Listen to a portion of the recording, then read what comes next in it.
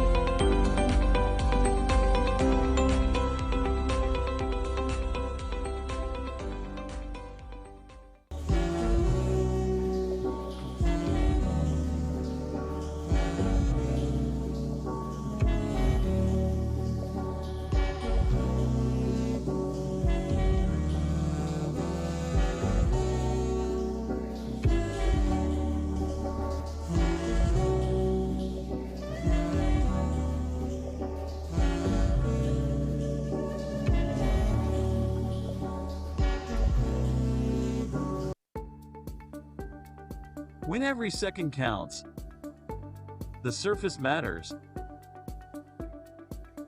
Premier Equestrian features Pro-Tex footing product and Auto Sport base mats. Mats absorb up to 40% of the concussion. Pro-Tex provides maximum stability. Premier Equestrian is the official footing partner of Major League Show Jumping. Contact us about your arena at premierequestrian.com.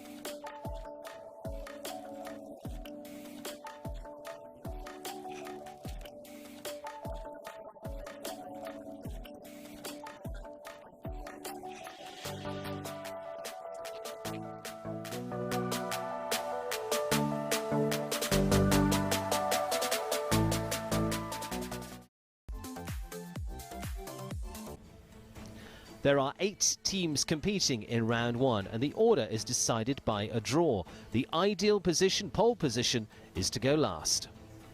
There are 3 riders per team in round 1. Every round of the 3 riders counts towards the team total, in this case faults and time, and a combined score of all 3 for the final team score. The rankings are decided by faults first and foremost. If you drop below the cut line, you're out. Stay above the cut line and you're on to round 2 as part of the top 4. 4 in, 4 out. It's this simple for round 1. Go fast, no rails, stay above the cut line and you're into round 2.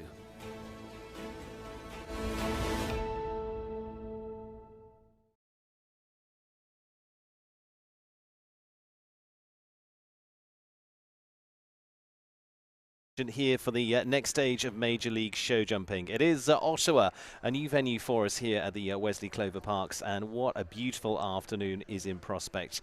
As you just heard, that's how the competition works. Looking forward to round 1 here on the grass. Very different to our circumstances just a week ago at Angelstone there under the lights. But that's the challenge for all of those taking part. It is all very, very different. And here, well, we're out on this wonderful field, the stripes in perfect position, and Guilherme Jorge, our course designer for the competitions here this week. So we'll go through that first round, then we get those top 4 to go into round 2, just to reiterate that, and from there we progress and we keep bringing it down until we get our final 2 doing battle for the gold and the silver. And it is now into leg 4 of the Major League show jumping series to date. So we're already getting a bit of form of the teams as well. It's led by Team Helios by quite some way so far. They've had 3 out of 3 in terms of wins. So that is certainly going to keep the rest of them on their toes here as well. So they're going to see how that comes out. So let's take a look at round 1. Now this is based on faults and time, and they're added together for the 3 riders here. So starting over the Cabana Coast, triple bar there, to the next, then to the Oxa, to a little bit of a vertical on an angle there, back across the centre, the double at 4A and B, and 8 metres between there, and then up on the 5 strides, the RBC fence at fence 5. Roll back here to the next on course, the Orange Towers will be at 145 again to challenge them. They're going to want to go at a very fast speed around here as well. Remember, speed is also of the essence in the later rounds. It's table C. CP fence coming up at the next after that at fence 8, and the Caladay fence on a roll back here to fence 9, 150 vertical at the Caladay fence. Again, how tight they play it back to this Premier Equestrian fence, we'll wait and see. Should come down potentially on 6 strides down to the next, the triple combination, the Major League set of fences, 1 stride and 2 strides on 1.50 metre on the way out, and then just that sting in the tail, then just go off to that set, then left-hand rein to the Ottawa fence to complete 145, 160 as the last on course in round 1. Remember, the top 4 teams going forward to round 2, that is then table C. But the key part here is round 1 is getting yourself into round 2. So we're going to take a look at the teams taking part today. Draw a little bit earlier on this week, and it's the home team, the Show Plus Northern Lights, that will go last. And they have got a great chance here. We see Team Helios, those that lead the championship at the moment, in second place. And again, that puts them a little bit on the back foot, we will see. Roadrunners will go third, Trailblazers into 4th spot there. And then on down, last year's champions, Eye Candy, just over the midfield position in 5th spot for the Eye Candy squad, and they brought together their winning Formula team from last season as well. Spyco Spies have gone so close so far this year with 2 second place spots. Can they go up to a number 1? Crusaders get a good draw into 7th spot as well. They've also had a second place the last time out at Angelstone at Toronto. And Northern Lights looking to find their feet here. They're 5th in the championship at the moment on 13 points, but can they make the climb? Will the home team make a difference? All Canadian riders in there as well, with Taylor St. Jacques, Darren Dillon and Sam Walker going to be flying the flag for the Northern Lights here this afternoon. just across from the capital, of course, here in Ottawa. We can see the city itself just from the grounds here. It is literally a stone's throw from the metropolis of Ottawa itself. So Lugano are going to start us off, and Lugano is going to be 3 riders for each of the teams. Lugano going to be Vanessa Hood, Natalie Dean, and Kent Farrington. Some strong ones coming out early on as well here. So that's where they'll go in order of go this round. After that, they're playing for places, because in terms of their best scores, the best team will go last in that lineup as well. And so as that gets ready to get underway, we're also going to be handing over for the playing of the national anthem any moment here in the arena of this beautiful Wesley Clover Park. So those are the teams, that's the order of go. We're getting set to run on this 4th stage of Major League team jumping.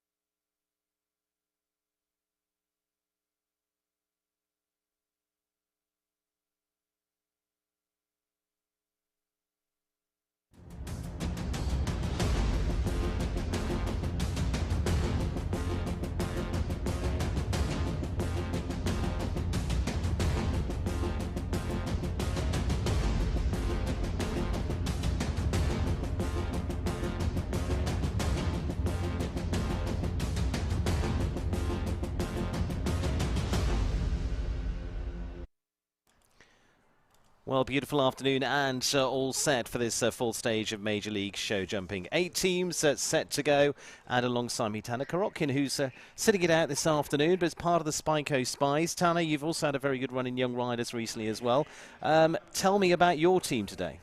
My team today, we have Shane, who's on Bertie du Thot, which is an incredible horse, lots of experience, and Shane's a very, very experienced rider himself, so he's going to be leading him off today, and I think he'll be able to put in a very solid round to get us going.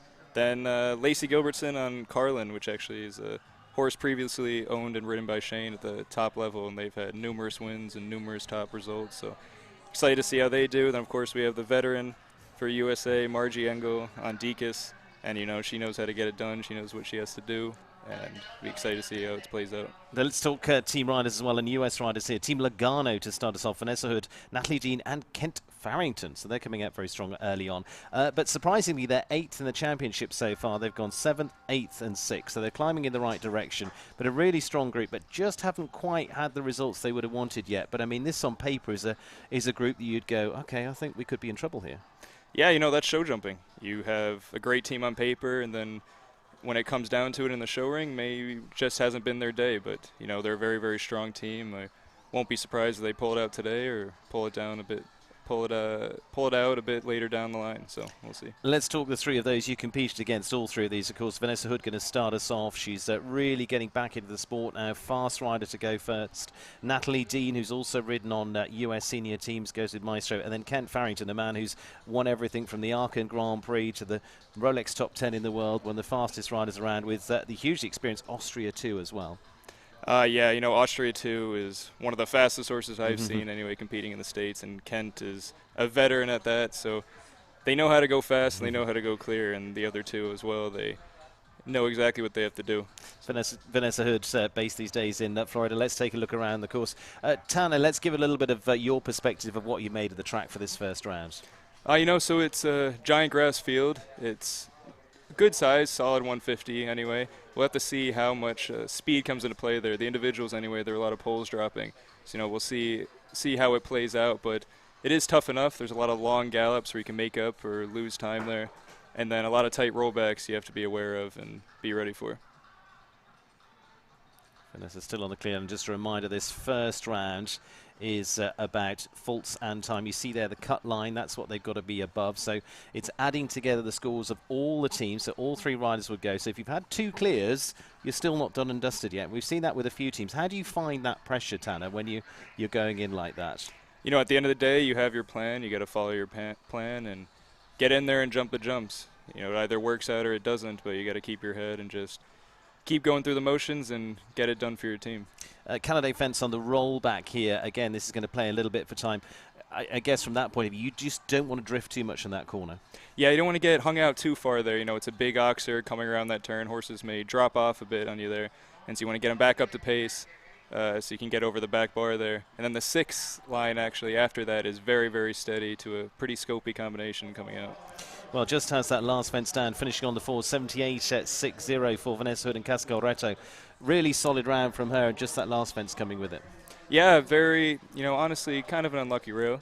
We'll see what the rest of their team does anyway. It might not affect them too much, but we'll see how it goes. Came in nice, just a little bit of a move at the last minute. Yeah, maybe a little bit of right to left shift there, but.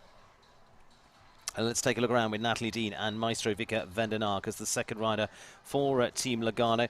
As you know now, it's very difficult going early on. As you say, you've got to go with your plan. You don't know until 4 or 5 teams have gone whether you've done a good round or not. All you can do is put some clears in and go, okay, we'll wait and see. Exactly. That's the tough part about going first is they don't really know how fast they need to go now. With 1 down, if they both go clear, they could be a slow clear, and that could end up being what makes or break it, just the 4 faults there. So time allowed of 79 seconds. Let's just add that into the equation as well. So in terms of what she's got in terms of time, it's a little bit steadier on that one. So we'll see. Natalie Dean then with Maestro, a little bit of ground to make up it. But this is, you've been into the teams already now. Do you get that instruction of I need you to make up a bit of time or anything else that it just for your team does the likes of Shane go, you just get on with it? Yeah, you just sort of want to get on with it, keep a cool head. And at this point, 1 down, we want to have an efficient enough round, but you don't want to do anything too crazy or you risk having 1 or 2 down, then you drop yourself all the way down. There's a lot of jumping left. It's not the easiest track out there. So here, a little bit of bend in the line here. What was your thought on that line there? Yeah, that line actually, you really want to hold your horse out to the right side of base. You get a little bit too direct, it'll be right up there in your face. Good through the doubles so far. So Team Logano, you see, once you got the first round score up, it'll go up to 4, and then they'll add the times on, add the scores on.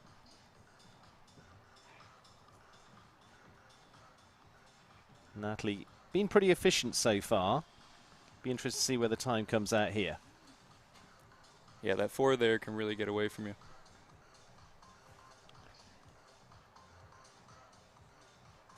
Again, roll back. Not left a lot on the bone there. That was pretty good. But then that cost you.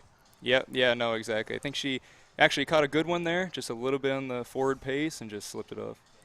Well, so you see the team score goes up to 8-4 for Natalie Dean on that fence down there.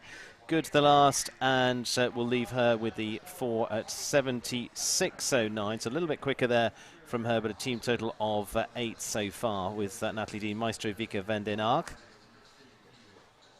What have you gleaned from that one if you were giving advice back to your team there?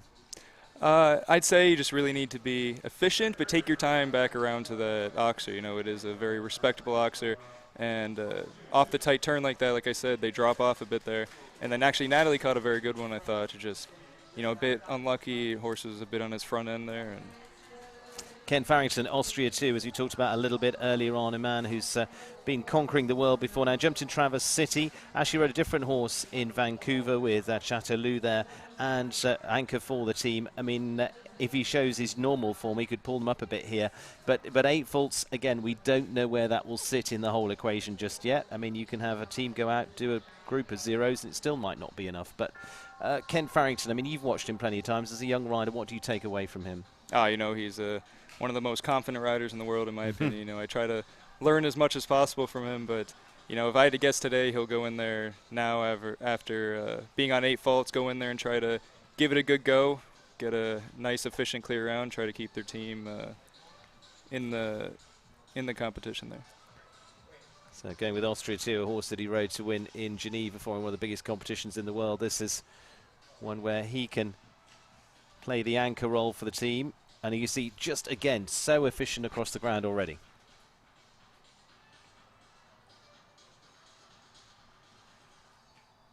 One of the big things you would say probably for Kent is his balance. Yeah, no, definitely. He's a very, very balanced rider, and he has his plan. He knows exactly what he needs to do, and he's, like I said, he's so unbelievably confident. Kent Farrington, let's see how you ride this one. Coming up tight to it. Yep, does that without any trouble at all. This is going to give us a good idea as well in terms of time of what is achievable.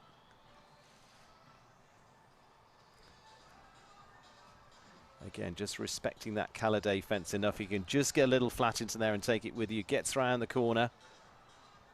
A little bit of a stumble there, but good. Going to try and keep the team on the 8 through the triple combination, handling this well.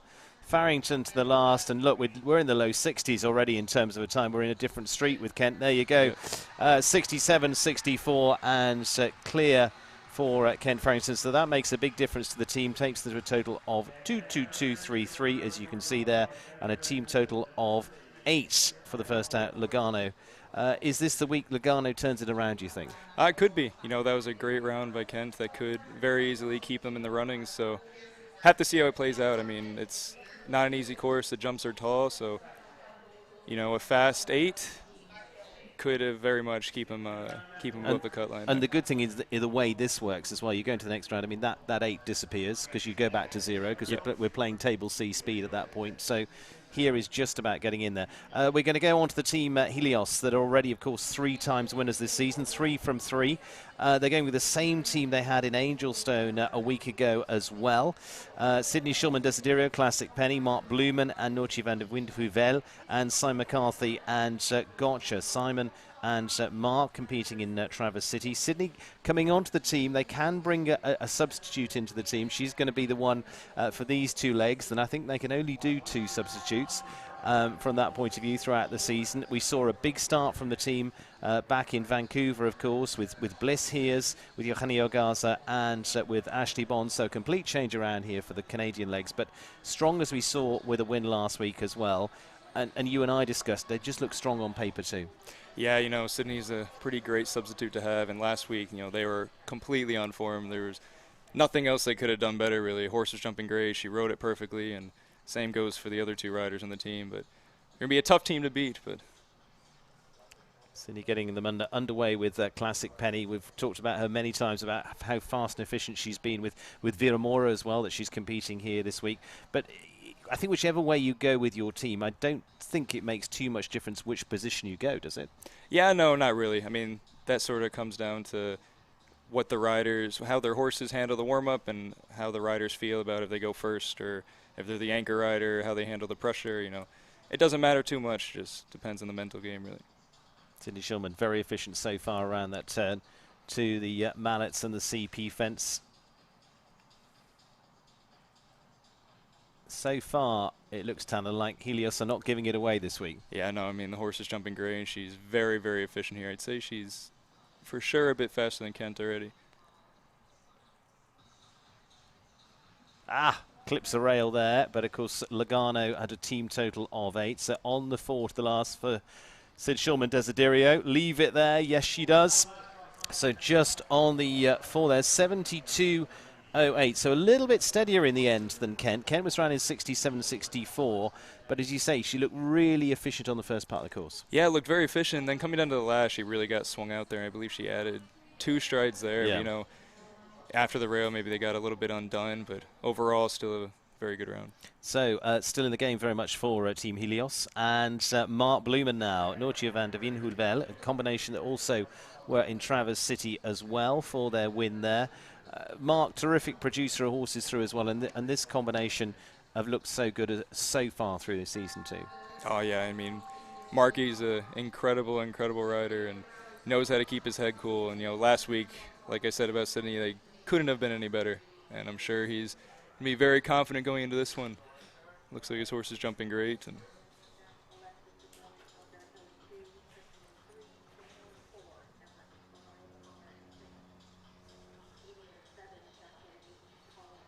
good efficient turn at 3.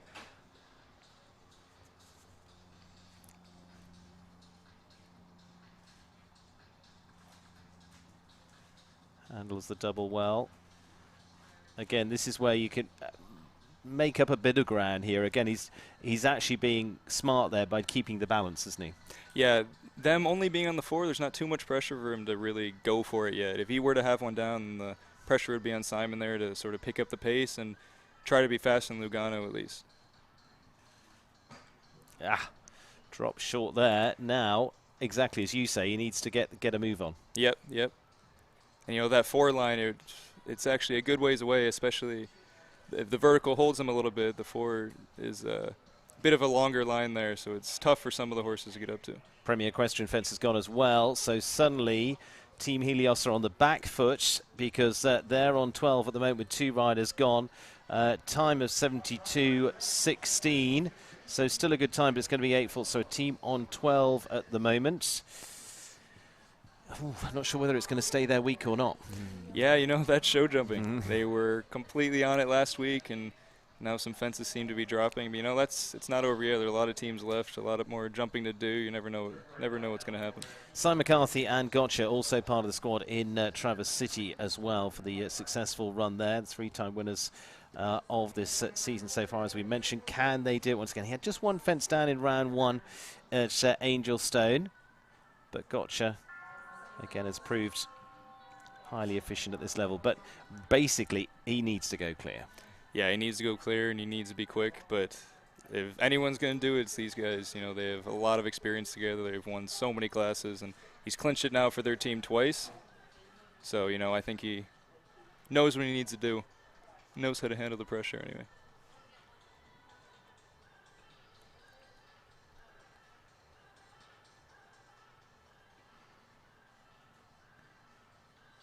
In terms of if you've got a rider around like this, what's going through your mind? Are you just being that almost extra careful at the fences, or are you just saying, we've got a plan, go? At this point, where they're sitting, you have a plan, go, and you just need to go in and have an efficient round as possible and jump clear. And, you're also 12 faults, you never know what's going to happen. You're also jumping individually for yourself as well. So, in my opinion, I would go in here and try to let loose a little bit. Just go for it. Still clear at the moment for Simon McCarthy and Gotcha. Each rail put behind him makes things a little bit better for the Helios team. And again, just remember, you've just got to get yourself into round 2, because then that gets wiped off the scoreboard. It's just about getting through past that cut line, past that. Don't want to be on the missed cut direction. Ooh, that might put it in a difficult situation, because last part of the triple combination has gone as well. So team going up to 16. It is 4 there as well. 77-1-2. A little bit steadier there for Simon McCarthy as well. So team total of 16 overall. 2-2-1-36. So overall as a team, they were a little bit quicker than Team Lugano. But in this round, that isn't going to help you too much. It's because it's about the faults. What are your thoughts on that one? 16 now is in a real danger zone. Yeah, no. I mean, they'd have to get real lucky at this point to make it to the next round. But if they're able to squeak it out, those rails might just be what they need to have their horses jumping just that much bit better. But, yeah, it'll be a tough one anyway. You've got 6 horses behind you now. You've watched a few of those. What's your thought on where to play this course and how you think this is going to sit? Yeah, it's after I jumped the individual and there were a lot of individual riders. It's a tough enough track. It's a big grass field. And, in my opinion, a lot of horses jump a lot better on grass, but it's a long gallop to a lot of these jumps to these big scopy oxers, and it's not easy anyway. So you want to be quick, but at this point, I'd start thinking focus more on leaving the jumps up than being efficient. Well, on we go to Team Roadrunners then, and Alexis Sokolov, Alberto Michin and Kristen van der Veen making up the team this time around. They're in 6th place in the championship at the moment. On the 12 points, they've been 5th, 6th and 4th. Alexis, first-time rider for the team as well. Alberto Michin and Bugatti coming up second. Kristen van der Veen jumped clear pretty well every time she's been out. Different horses each time. She's jumped with Prince of Peace that she's going to ride today in Traverse City, and then Frostino de Tilly at Angelstone last week as well for Frosty to go into action there. Alexis Sokolov then, Calciette EBZ, say first time for her. Probably going to be a little bit of nerves here as well. Yeah, maybe, but you know, she has Connor Swale as her trainer, and so if there's anyone to teach her how to handle the pressure and handle the nerves, it's him. And, you know, she's jumped all kinds of tracks like this anyway, so I'd say it wouldn't get to her too much.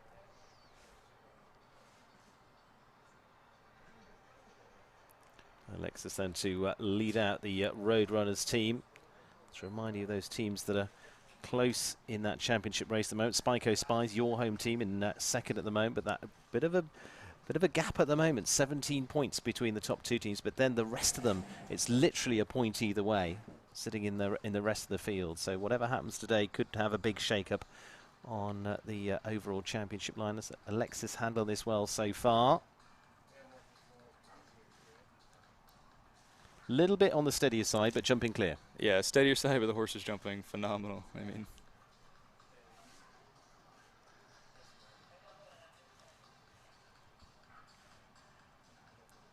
sensibly giving herself a bit of space back to this orange vertical. but like I said, at this point, she doesn't really need to think about going for it. You just need to put it in a good clear round, and they should be all right. And as you say, that's where it starts to come in a little bit later for those teams that go late, because they know whether they've got to go foot to the floor, they know whether they've got 2 or 3 fences in hand, how it's going to play. Yeah, exactly. Nicely on the turn, as I say, a little bit steadier again. Might just have to be thinking about the time a little bit here, because I think we could be getting into the time faults territory, but 1 or 2 time faults is still better than a fence down. So heading for home, and as time starting to roll up now, because the time allowed 79, so 84.64 is going to be seeing some time faults on there for Alexis Sokolov and Calciette LBZ. So what's that going to be? He's going to be 6 for time. But overall, first time, very nicely ridden round. Yeah, I mean, she rode it great. It's if they happen to make it through to the next round, now she'll know she needs to pick up the pace a little bit more. You know, who knows if nerves were getting to her, or maybe a horse is a bit on the slower side, but she took her time, had a great round. Unfortunately, 6 time faults could majorly come into play there. But it does build your own confidence as well, doesn't it? Okay, got round, didn't have a fence down, let's go. Yeah, we'll see. Alberto Michin, Bugatti, and for Eduardo Leon. And a number of times winner with this horse that went so well with Wilhelm Genn as well. He's built up this partnership very quickly, efficiently away from the first. Yeah, and Abby is one of the most experienced riders out here, so he knows what he needs to do. He could easily jump clear. It's a great horse, great rider. Well, he's been top 20 individually at the Olympic Games before now as well. Multiple Olympics and World Championships behind him. Based on the west coast of the US these days in California.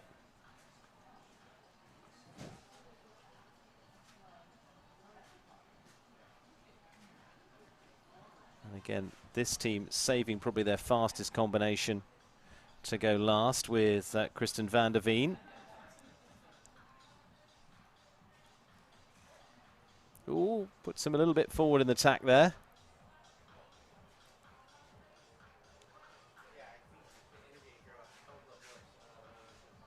Still good at the moment. Nice turn back for Abby Michin at the moment.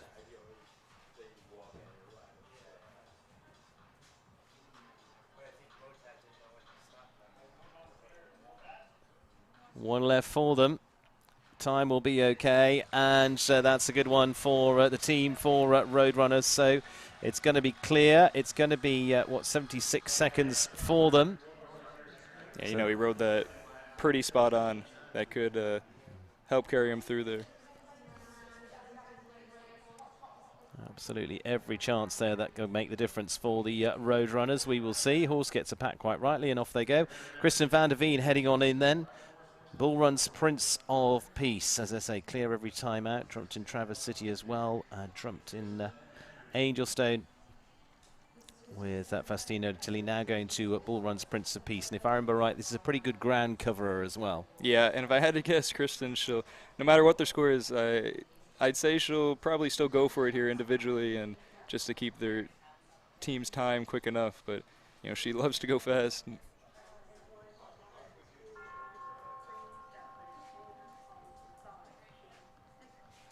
So Kristen van der Veen, if she can get home clear as well with this, keep them at the 6. Nice, efficient round. They still don't know what game they're playing yet, because we've still got 5 more teams left to come in this round. If I had to guess, if they're able to stay in the 6, they should be all right. Yeah, I'm gonna punt with that as well and just say, okay, get home with a clear, and I think it might be enough for you. We will see. Kristen van der Veen then, Bull Run's Prince of Peace, 3rd rider for the Roadrunners here. Rider who hails originally from Illinois, now based down in Florida.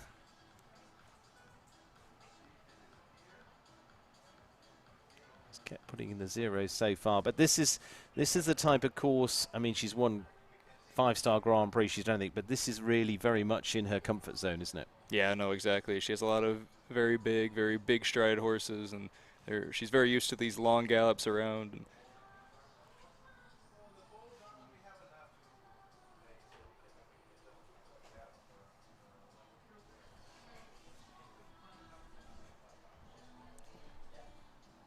good so far from Kristen van der Veen on the 6 at this stage.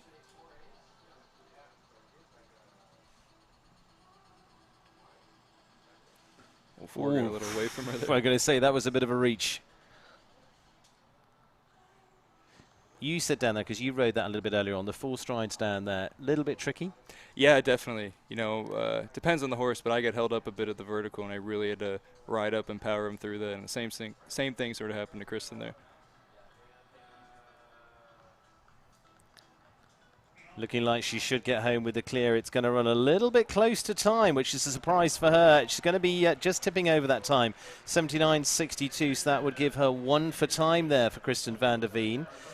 So that would put 1 on the scoreboard for them, a team total of 7, 2:40.26 for the Roadrunners, but it still puts them ahead at the moment. 7 for the Roadrunners, 8 for Team Logano, so just that time for, by that point, probably not making a lot of difference, because it's still better than the 2 fences down. Yeah, definitely. There's still a good few teams to come. Anyway, if I had to guess, they'll be all right, but you never know.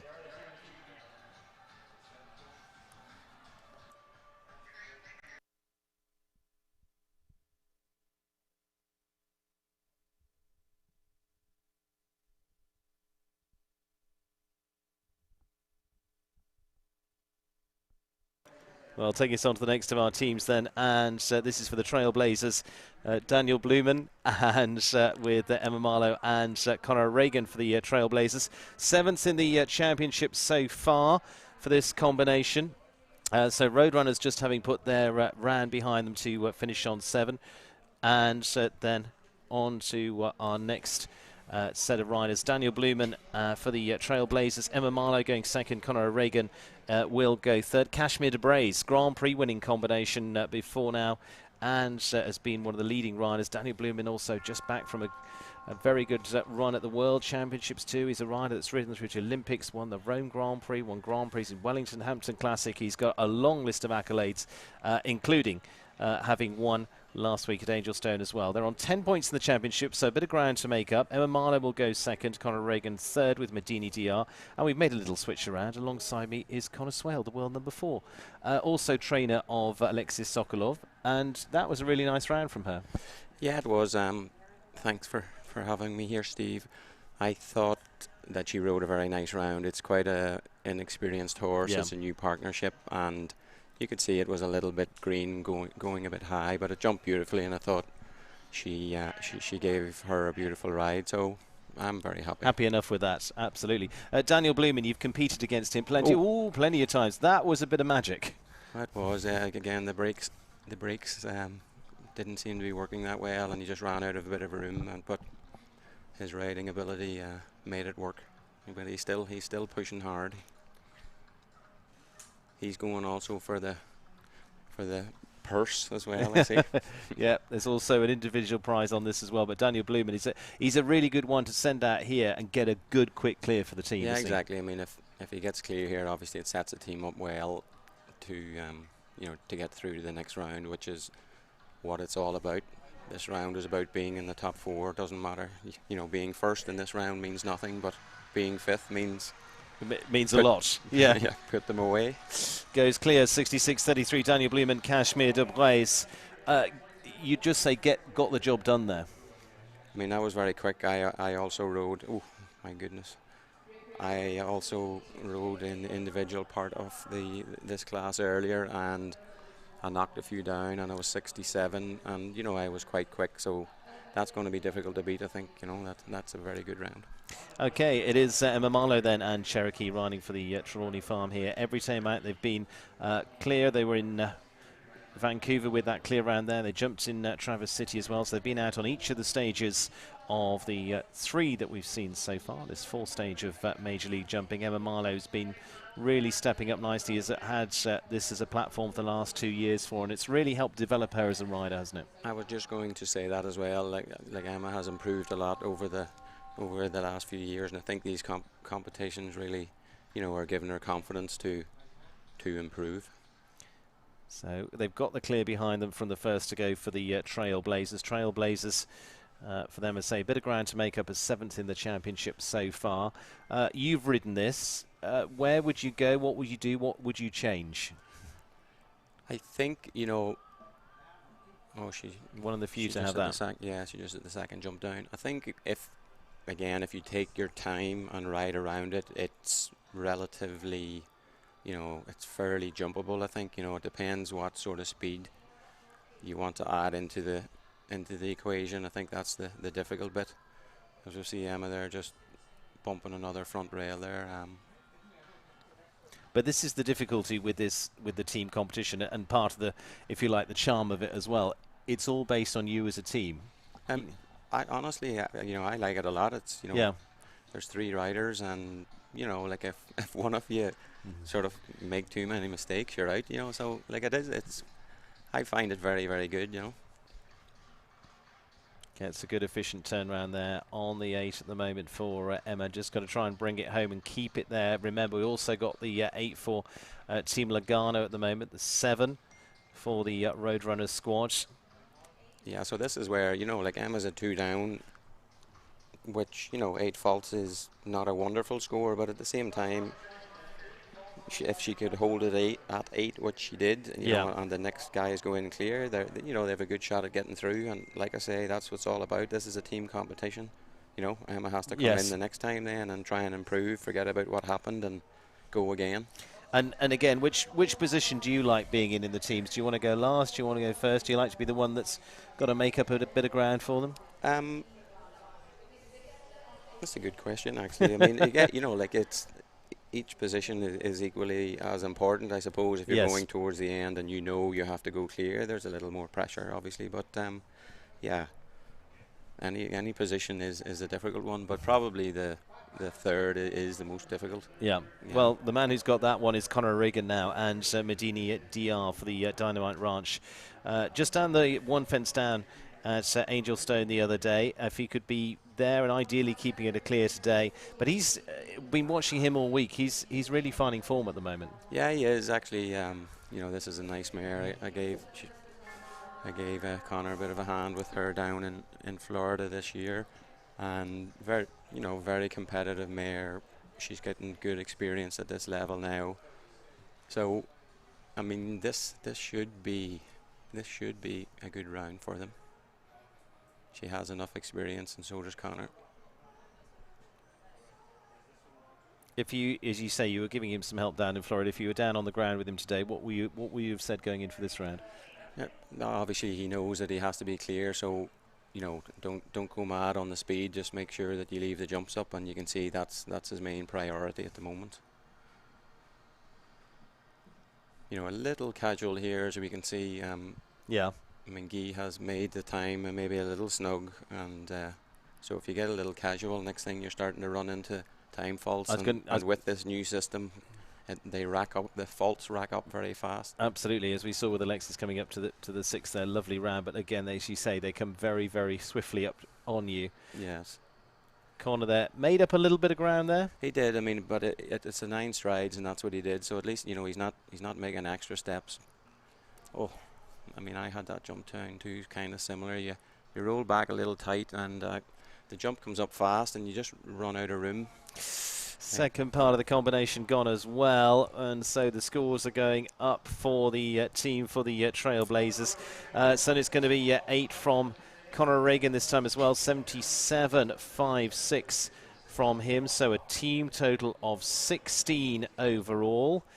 You can just see, you just got a little deep to that roll back there, and then unfortunately just a little casual coming out of the triple. So we've got 7, 8, 16 and 16. Roadrunners are looking at a pretty good position so far. They are now. It looks like, well, one more and they're through, isn't it? Yeah. One more behind them. They're looking good. Looking good at the moment. We've still got Eye Candy to come. We've still got the Spyco Spies. We've got the Crusaders and the Show Plus Northern Lights team, the home team, if you like, with the Canadian riders all featuring. But last year's champions heading in now. Eye Candy with Amy Miller-Cristiano. We've got a big Canadian feel to this as well with Jacqueline Stephenson, Freaky, and then Ireland's Paul O'Shea and Squirt Gun. Now remember, these, as I say, last year's champions, 4-time winners last season as well. And this was the strongest lineup of riders that they had. Amy Miller, Jacqueline Stephenson, Paul O'Shea for those wins last season. Yeah, this is obviously, I have my Eye Candy team hat on. Yes. For this crew. But these guys were very, very strong throughout the whole team event last year. So, hopefully it's going to be another good day for us. Well, they drew you in. I mean, you're only world number 4 right now. I mean, strengthening the team. Yeah, like it was great. I joined them in the second half of the teams last year, and I must say I really enjoyed it, and I'm glad to be part of Eye Candy this year again. Unfortunately, my guy is just lacking a little form at the moment. That's why we've opted out for the this week, and until we get a bit of form back. We've got plenty of time. Yeah, exactly. That's why we have 5 or 6 members, not 3. Amy Miller going first with Cristiano from their point of view. She was on the podium 6 times last season as well. Super combination to come together, and a very good one to start them off. And again, a little bit of home ground here in Ottawa makes a difference too, Connor. Yeah, this is Amy's home turf, really. She's based just down the road. Oh, that's a jump we don't want to have down there. Again, this is where it's important just to keep. We don't want any more jumps down. Keep it at 4. And I think this is where normally in a normal competition, when you have 1 down, you're out of the competition. Yeah. Whereas once you have 4, it's even more imperative. You actually start fighting harder, which is ironic. It's the other way round. Exactly. And if you have 8, it's even more imperative. You can never give up. So it's a different concept, which it's a different feeling for the riders to actually understand. And I think doing the team event is the only way, obviously, that you can get that experience. So she's got it together much better here now. Get up.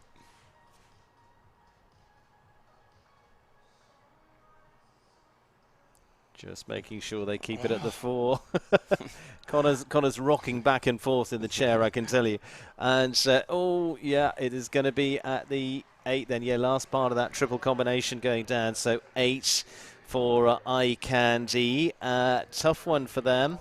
Yeah, just again a little low there. Maybe a bit more room would have been better. And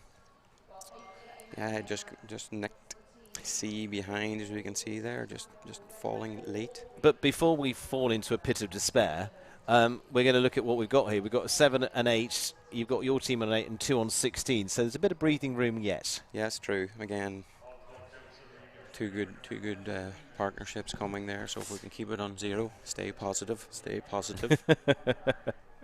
On the team 8 times last year, 6 podium finishes for them, double clears so far this season in Vancouver and again at Angelstone. Jacqueline Stephens and the lovely combination Freaky for the Eye Candy team as well. She's now really developed as a rider, and you'd say got confidence in this because, again, like we talked about with Emma Marlowe a little bit earlier on, this has given her a great platform. Yeah, again, I would totally agree with you. I think this has been, like a good the MLS has been absolutely fantastic for the likes of these young riders, because they can get great experience on great venues. Yeah, it gives a good springboard for them. Yeah, absolutely. And this horse and like, it's been an amazing partnership. I don't want to jinx them, but I could see you were trying to hang back there. And what am I going to say? Yeah, I don't want to say too much.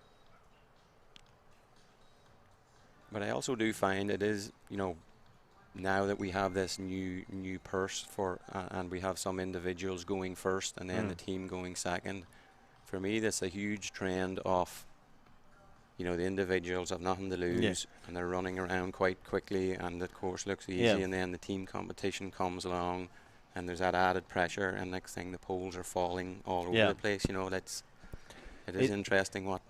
But you get into team competition much more of, and we've alluded it with you and with Tana, you much more of the mind game comes into play as well. Yes, absolutely. Again, you have to stay very calm and focused and not let the pressure get to you. Pressure is very good. It helps you, gives you, a lot of positive thoughts also. It makes you very, very aware of getting everything right.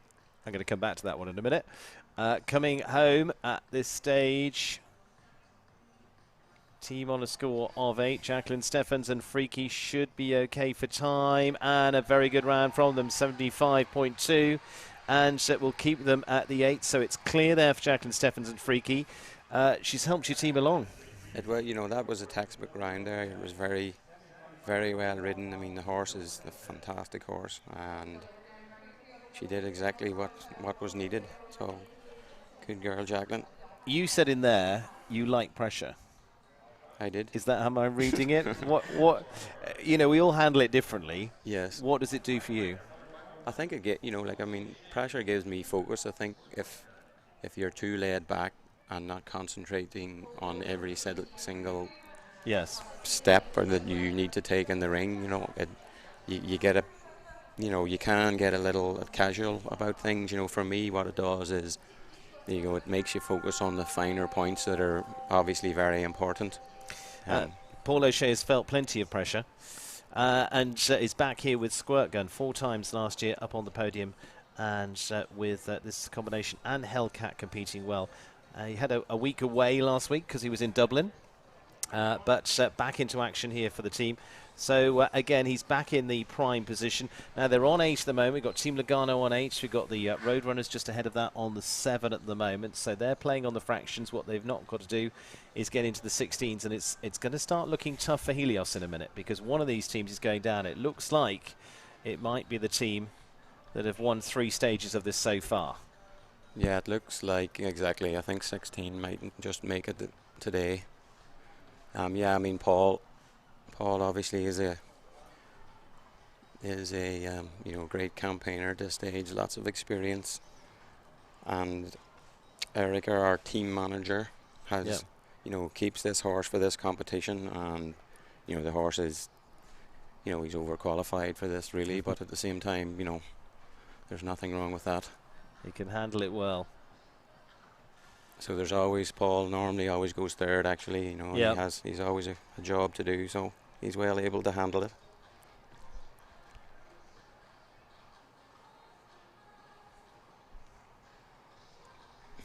Good man. Oh. Still going.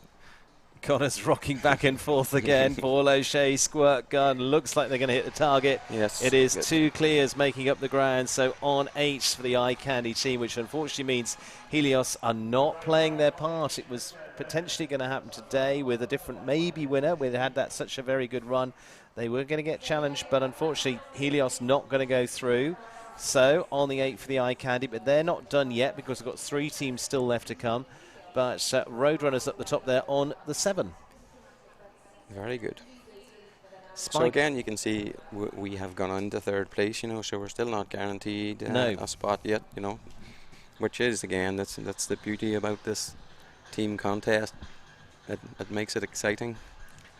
Spyco Spies, Shane Sweetenham, Lacey Gilbertson and Marge Engel, the first of 3 teams left to come, as we say. Still got Crusaders and the Show Plus Northern Lights to go into action. Helios, we know, are going to be sitting out the rest of today. The Trailblazers in danger now, sitting in 4th place at the moment. Shane Sweetenham, Bertie Duthor going to be going first. On the team back in Vancouver as well with Alejandro. And so for them, they've been jumping off for the gold on 2 occasions. They've had 2 second spots so far at the first 2 stages. Unfortunately, things came unravelled at Toronto in the last stage. They finished in 8th place there. Sweetenham, obviously, you've ridden on teams, competed with him a lot as well as an Irishman. What's he like? Yeah, I mean, Shane's been, again, he's been around a long time. He is a serious professional, and he has a lot of very, very good horses underneath him. Again, yeah, we were lucky enough. We were riding on the winning Aga Khan team last weekend. Yes. So yeah, we're both coming back here again. It's just a sign of what show jumping is about these days. You know, we're in Dublin one week, we're in Ottawa the next week. You know, we're in Spruce the week after. So it's sort of a global. It's a globe, but it gives you a good boost wherever you've been. You 2 guys are coming in here on a good win of that the other day as well. But you also know how quickly this sport puts you in different positions of going, okay, we won last week, we're back wherever we are this week. Yeah, no, like you're very grounded actually. You know, again, I'm struggling to jump clear around this week actually, but you know, I have a good group of horses, and you figure out how to fix it and how to make everything better. Getting back to this team, is very strong actually on paper. Very, and I say, having had 2 second places so far, they're just knocking on the door there. Yeah. The 8th place really was a bit of an anomaly for them last week. That is actually, I didn't follow last week's results that much. Obviously I knew iCandy were second, but after that I wasn't. Yeah, Thomas Joffrey had a bit of a sticky time, so unfortunately it didn't quite work out. But this is where in the championship you can pull yourself back up by the bootstraps. Again, you can see here, excuse me, Shane jumping a very textbook copy round. It's nicely done. Nicely done. So it's a good start for the Spyco Spies on the clear there. Maybe this is going to be the week. Well, someone's going to make up a bit of ground on the Helios team. The gap of 17 is definitely a close-up, you would say, somehow. But again, that was really efficient from him. It was very solid. You know, again, he's thinking about the next 2 rounds there. He's not chasing at all the individual prize there, as you can see. I think he knows also he's got their team have a good chance of being in the top 1 or 2 come round 3. Exactly. Lacey Gilbert's now. Carlin van Vennehoff as the second rider for the Spyco Spies. Competed in 2 stages so far. Produced a couple of clears as well at Thunderbird in Vancouver at the first, and then again in Traverse City with this horse. Lacey Gilbertson then to follow up. Of course, a pupil of Shane Sweetenham as well. And then we go the other way around. Margie Engel goes last, and Shane was once pupil of Margie. So. Oh, is that right? That's a long time ago. Worked together in their very early days when he first came right, over. Yeah. So again, this is we're talking about this again. This league is really, I feel, has been very beneficial for Lacey as well. She's getting some great results, and the consistency level has improved greatly. Again, you know, Shane is her coach, and she is also very well mounted. Yeah. But she's been on a great run. Again, you can see the strategy here. It's just about jumping clears, which, you know, again, normally it is. The first round, table A, it's all about, you know, keeping it on 0, and then after that, hell breaks loose. I was going to say, and the thing is here, they can see the scores of the other teams, so you just start to maybe go, okay, there's a 16 in there, maybe we can be not as under much pressure, but again, the way, as you say, Guillaume's designed the course here, you cannot be casual. No, and I think that, I mean, the draw helps, you know, the draw definitely helps. I think if you're in the second half of the eight teams in the first round, you know, you know what is required. So these guys know. And again, this is, you know, very solid round, steady.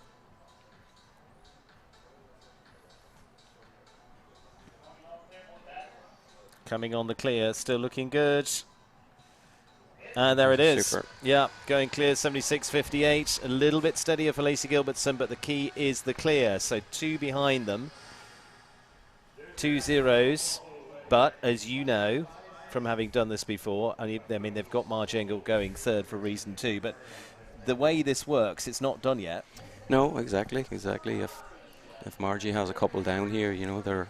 Because we saw Eye Candy go the other way round. They went 8 clear. Yeah. Margie may well jump clear because she could well do, because she's one of the very best in the sport. But that's where this is very interesting. Well, that's where, you know, again, it's not over till Margie jumps. They look very strong here. And I mean, Margie, you know, obviously her horse is, it's a bit like Squirt Gun, and actually, to be honest, a good few others. You know, they're very well qualified to jump around this course, which is great to see. I would say the standard of horse is improving. Yes. for this class. Actually, I'd say last year was a little bit more your sort of third or fourth year speed horse, whereas I mean, Decas is a big Grand Prix winner. Decas is jumping 5-star Grand Prix, exactly.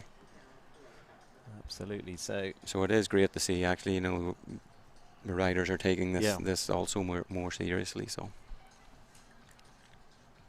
Margie, of course, Olympian in Sydney. She's won probably more Grand Prix than many that you will count. Close to something like 200 and more she's won throughout her career. This pairing recently adding one in Traverse City this year as well.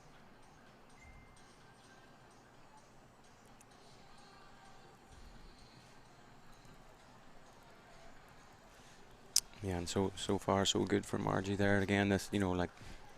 But this horse is, as you say, I mean, he's got superb power. Should just cope with this. But again, you've got to be a little bit careful they don't get casual with it. Yeah, that's the thing. You know, again, you know, you still have to be aware of getting the correct distances and giving the horse the best opportunity to leave the jumps up. But you can see here, whether she knocks this or clears it, they're going to have. And to get a bit of a reminder at the last, 151.50, but the key is the clear. So it is going to be also the Trailblazers dropping down. Is going to be the Spyco Spies going to the top. 2 teams left to come. But that's how to do it. 3 well-executed rounds. 3 of them just going for the clear there. Yeah, you can see the strategy there. You know, these guys are, you know, they're up for the win today, you know, which is also, that purse is significant.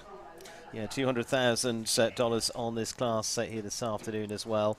So Spyco Spies with a good run behind them on the 0 score, getting set for the Crusaders, and yet still the Show Plus Northern Lights.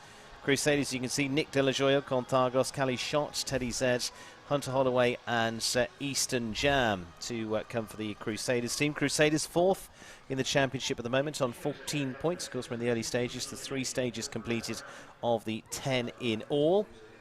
And they've been 8th, 4th and 2nd. So getting close there at the last stage at Angelstone there as well. So Nick De La Joya going to go with Contargos first. Jumped in Traverse City and also last week as well, and in Vancouver.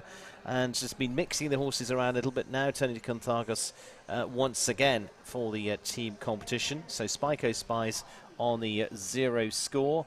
Roadrunners almost safe there. Well, it will be safe there on the 7th. So they're going to be in that top 4 there, because we've got 2 teams left. So whatever happens, they're going to get in there somewhere. Will it be Crusaders or will it be Show Plus Northern Lights? I'm saying that for the Roadrunners to make sure that Connor Swale knows that, because Alexis is going to be in that one. Yeah, exactly. Yeah, I'm going to obviously I'll have to pop back out and give her a hand again. But again, this is where, again, you know, Eye Candy, we're on the cut line here, so it's yeah, it's nervous times for us. Yeah, it all depends on what the next 2 teams do. Crusaders and Northern Lights, though, with a shot. But again, you know at this point what you're heading for. Yeah, this horse again, you know, he's a nice, careful horse. Looks very athletic. Nick had a very good run this year as well, with Cornet's Cambridge Grand Prix winner down in Wellington to start off the year, and gone so well too. But this one is really, as you say, suited to this class. Yeah, you can see he's got a lot of blood. I mean, if they make it through to the couple of speed rounds we have coming next, it looks like he'd be very useful. Here again, you can see they're opting for the slower clear, and so far it's working well.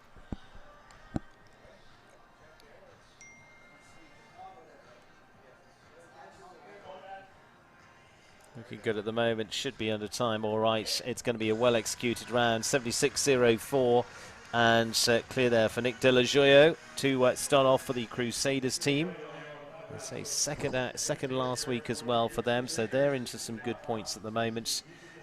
And now, I say the key point is they don't carry the scores through to round 2, is just getting in your top 4. So even if you get through on 4 faults, you don't need to worry about that. That will be going out the window. Key is get in there. So Eye Candy on the cusp at the moment on the 8 on 2:29.28 is the combined time of the 3 riders. Callie shot next, Teddy Zed for the Southern Archers team. Grand Prix winners in Traverse City as well. She jumped Charlie a little bit earlier on in the season in Vancouver there at Thunderbird, and jumped for 4 Anna Clear in Traverse City with Teddy Zed there. And combination been together for a couple of seasons now, and had that major win for her in Traverse City in the Grand Prix there too. But again, that builds confidence. Yes, absolutely. She had a great win in Traverse there. Had a couple of superb rounds, so big confidence there, winning a 5-star Grand Prix for sure.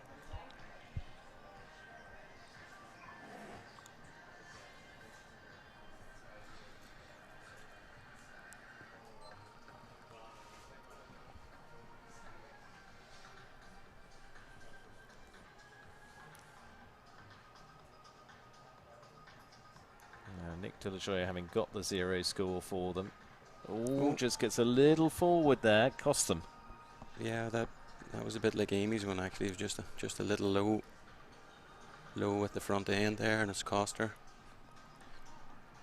Again, keep it at the 4, and they're in good position. But Yeah. again, they start, if you know the fence, you get into the 8, and this is where the time starts to come in. And look, between Team Logano and Eye Candy, you've got what, 6 seconds difference there. There's a little bit of time in between there. So again, it's just, can she hold it at the 4? He's had a few little rubs there. It looks like he could have another one. You'll have to play all sides here, because you want your team to go Yeah. through as well, the Eye Candy team. So it's remaining positive while willing the odd fence down to keep your team in the game. Looks like she might get home all right. Looking to come home on the 4, and a nice turn for the last. Puts them on 4 at 76.16, so just that 1 fence down for Callie's shot. So team on 4 for the Crusaders. So I say those top 2 teams there, Spyco Spies and the Roadrunners, in regardless, because 2 scores left to come. It's still Team Logano and Eye Candy in danger This yet. is where she just gave this one a little tickle as well there, as you can see. Last team rider out for the Crusaders, then Hunter Holloway and Eastern Jam. Pair that competed again just a few weeks ago. Well, and last week, and also last week as well at Angelstone. Rode a different horse in Vancouver. Went to her World Cup horse, Pepita Conspita, in Traverse City for a double clear there as well.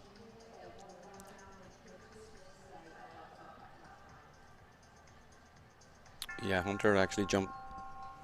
She went in last, and she had to go clear, and they put us out actually in Traverse City. So Yeah. Again, it was, you know. You're not holding a grudge or anything at all. Oh no, I just remembered it. I remember the pain. I remember the pain, yes. But again, it was a good pressure situation. She had to go in, jump a clear to get through, and that's what she did. So again, very solid rider. Funnily enough, she's in a similar position again.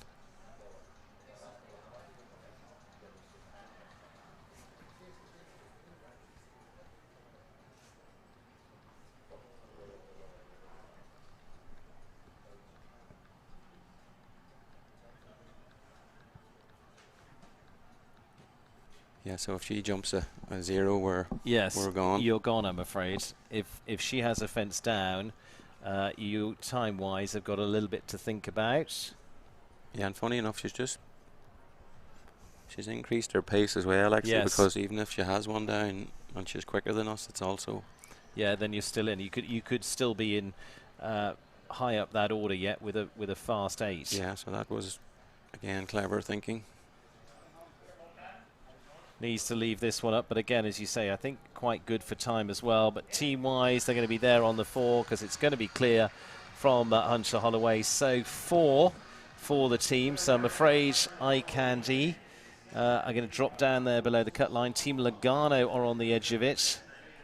But as you say, good team strategy there. You start to think, okay, maybe I need to get a bit of a move on just in case we're playing that game. Yeah, and exactly. And if you know, if she actually did have a rail, that we were still 3 seconds behind. So again, that's where the draw helps a lot. Obviously, she had good information going in just to make sure that she was a little quicker than our 8 faults. So top job to her.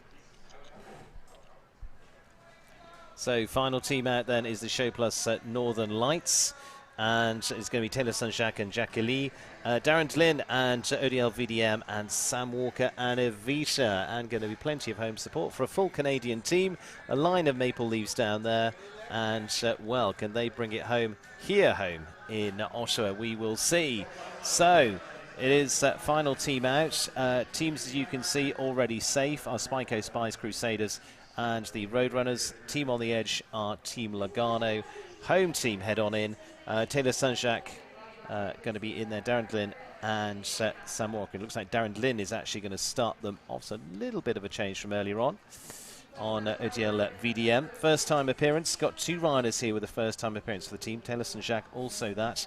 And Sam Walker with Evita going to go last. Good experienced combination together, but I mean he's still only just out of his teens. He's just been riding at the Young Rider Championship, so I keep going to Sam going, oh, all that experience, but actually but he's a lot already. I know what you mean. I feel like he's been around a long time, even though he is. He's been giving you a run for your money already. He has, yeah. He's a good competitor and very talented young guy.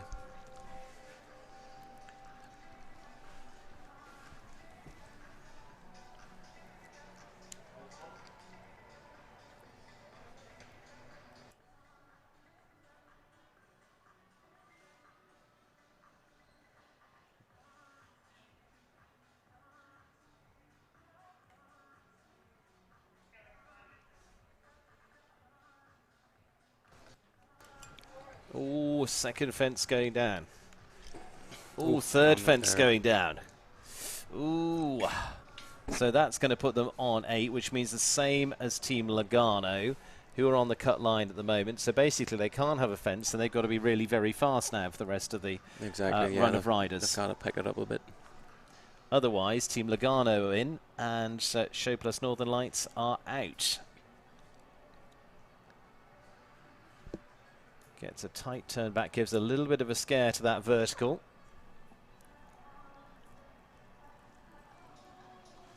Again, just looking for a nice balanced run up this line. Oof.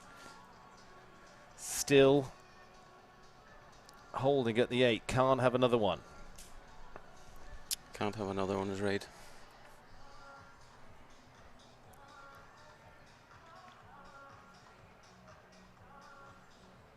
Little touch there. Got to get home, and the trouble is he's going to have time, and that's what's going to cost them. He's going to have time faults, so it's going to put them above the 8 so far, and that means it's Team Logano that are going to go through, because unfortunately time fault study there is going to take them up to 13 there for Darren Dlin and ODL VDM. So unfortunately, the good news is for you, you've got a good news and a bad news day. You've got a bad news day, unfortunately, that iCandy are not through, but your pupil Alexis is going to be through. Yeah, it's great for Alexis. This is her first time on the team, so it's nice that she'll get another run out. Is she going to go the next round, or is she going to go the final round? I don't know that actually. Oh, I'm going to let you go and find that out in a second. So, do you want me to let you run off and find out? No, I'm fine. You're right for a second. No, I'm good. Okay. Taylor St-Jacques then, and Jacques Ali is going to go next for the team. So we know what that lineup will be. It's going to be the Spyco Spies, it's going to be the Crusaders, it's going to be the Roadrunners and Team Logano through to that next round. So Spyco Spies, remember, sitting in second in the championship, looking to close up that gap.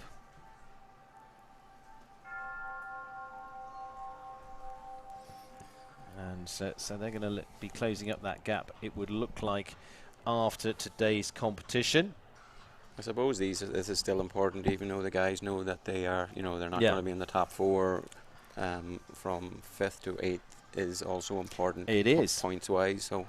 Yeah, so again, looking for those points, you're absolutely spot on with that one, because again, it runs as a championship, so points all the way through. But again, for someone like Taylor, unfortunately first fence down there, this is her first time into this, so again, you want a bit of experience behind you to go into the next stage. Yeah, again, Taylor's been around, she has good experience as well. Actually, the horse just clipped the shoe there before taking off. I think that's what happened. I saw the shoe flying at the first jump there, just left her a little long and too far away, and she had the back rail. I think it's important that Darren is a little bit the same. I thought he started off a little casual, and maybe Taylor the same there. I know again your strategy is to go clear, but again you've got to have a little bit of energy and get going also.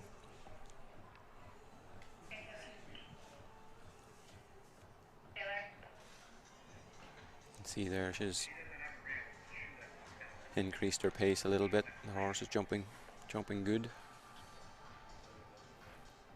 And again, a little bit of pressure off now from that point of view. So again, she can get into experiencing this, can't she?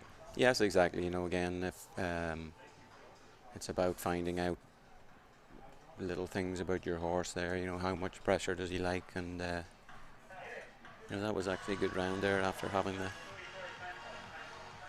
knocking the first jump down. So so recovers there, and it's 80.78 as a time, but a team total there up to 15 now, with a couple of time there for Taylor St-Jacques, so 15 for the team.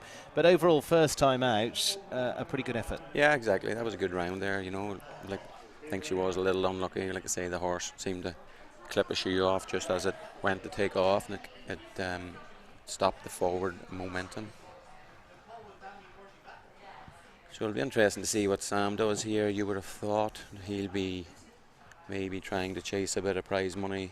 Yeah, for the individual side as well. For the individual side of things here, again, the horses. Well, and the other thing in terms of points, as you say, I mean, they're on 15 at the moment. Yes. If he can keep them at 15, it's 2 spots more than the other two teams. Exactly, it'll be 6 instead of 8. Which is a few more points. Obviously better. Which, when you get to the final shake-up at the end of the year, might be the difference between one chunk of prize money or not. Yeah.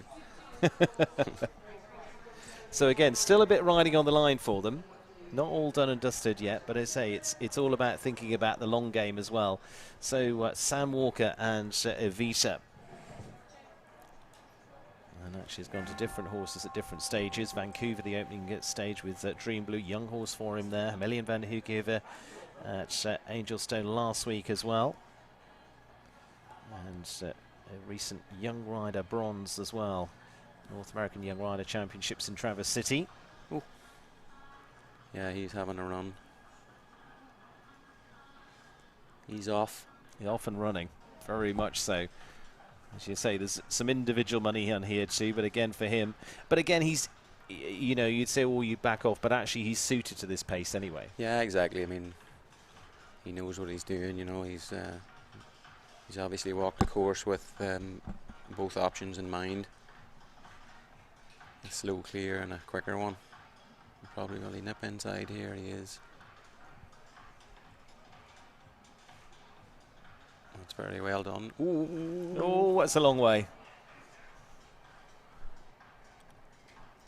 I think again, I think that there's a shadow out the front of that CN jump there, and some horses don't love it, and they they kind of back away and We take say just off sort of before the suck shadow. back, yeah. It looked like the horse was doing that because he was getting there totally fine, and Yeah. then the horse really dried up and sucked away from it.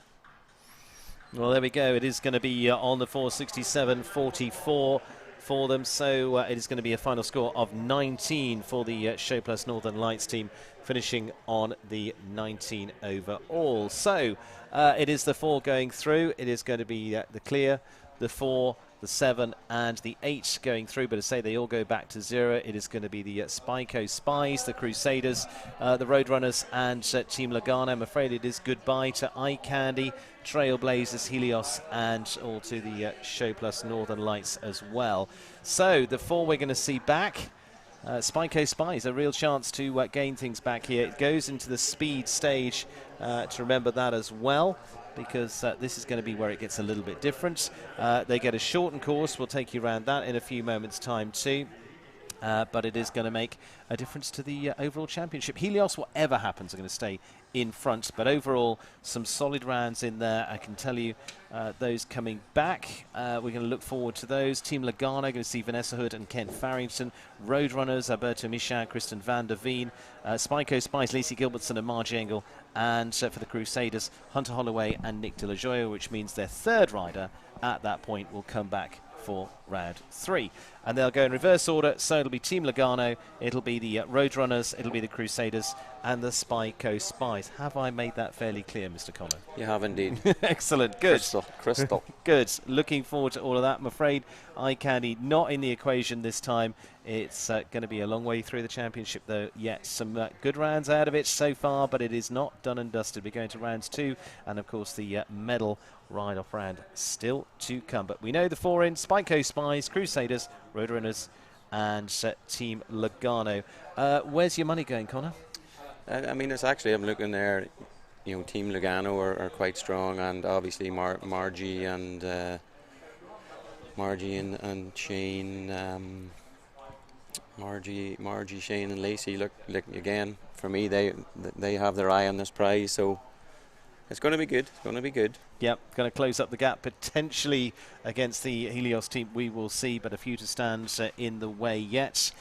Looking forward to that here on the beautiful turf here in Ottawa, and setting up for round 2. It'll be along in literally around 6 minutes' time. So don't go too far away, and we're going to be looking forward to that. See you then.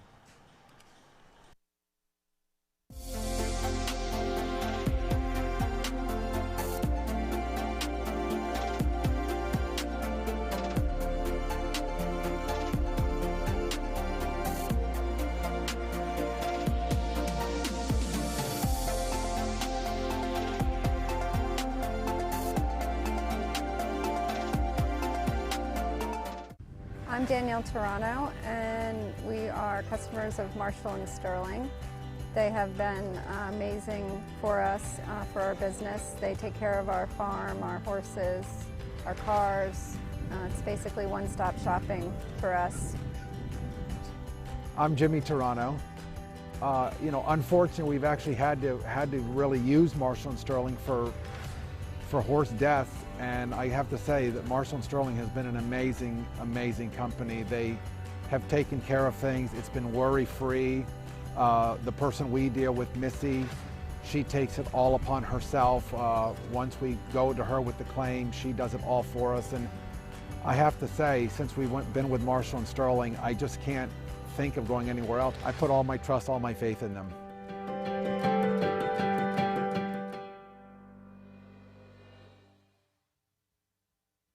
The beauty, power, and elegance of warm blood horses is no accident. A history of carefully crafted breeding practices that walk the delicate line of art and science has created a horse that is as strong as it is graceful, so that it may successfully compete at the most elite level in equine sports. Breeders can access an American Stallion station that provides both fresh chilled and frozen semen options with full transparency on semen quality.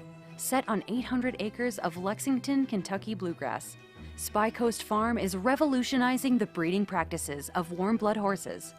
World-renowned stallions with proven bloodlines that have successfully competed at the top level of international Grand Prix sport are collected by a resident veterinarian and processed promptly for shipment to a domestic breeder for a timely insemination of their ovulating mare. The experts at Spy Coast Farm are determined to improve your U.S. breeding options by taking the guesswork out of semen quality. All you need to know about round 2. 4 teams advance to round 2, 2 riders per team, and they start on a 0 score. No scores are carried over. In this round, it's only time that counts. 3 seconds are added to the time for each rail dropped. The 2 slowest teams advance to the bronze medal round. The 2 fastest teams, though, advance to the gold medal round. Round 3. Here the decider. This is where the battle really comes down to the finish. 1 rider per team, the rider that did not jump in round 2. Here you play the strategy. The winner, simply the fastest from your round. Speed puts you on the podium.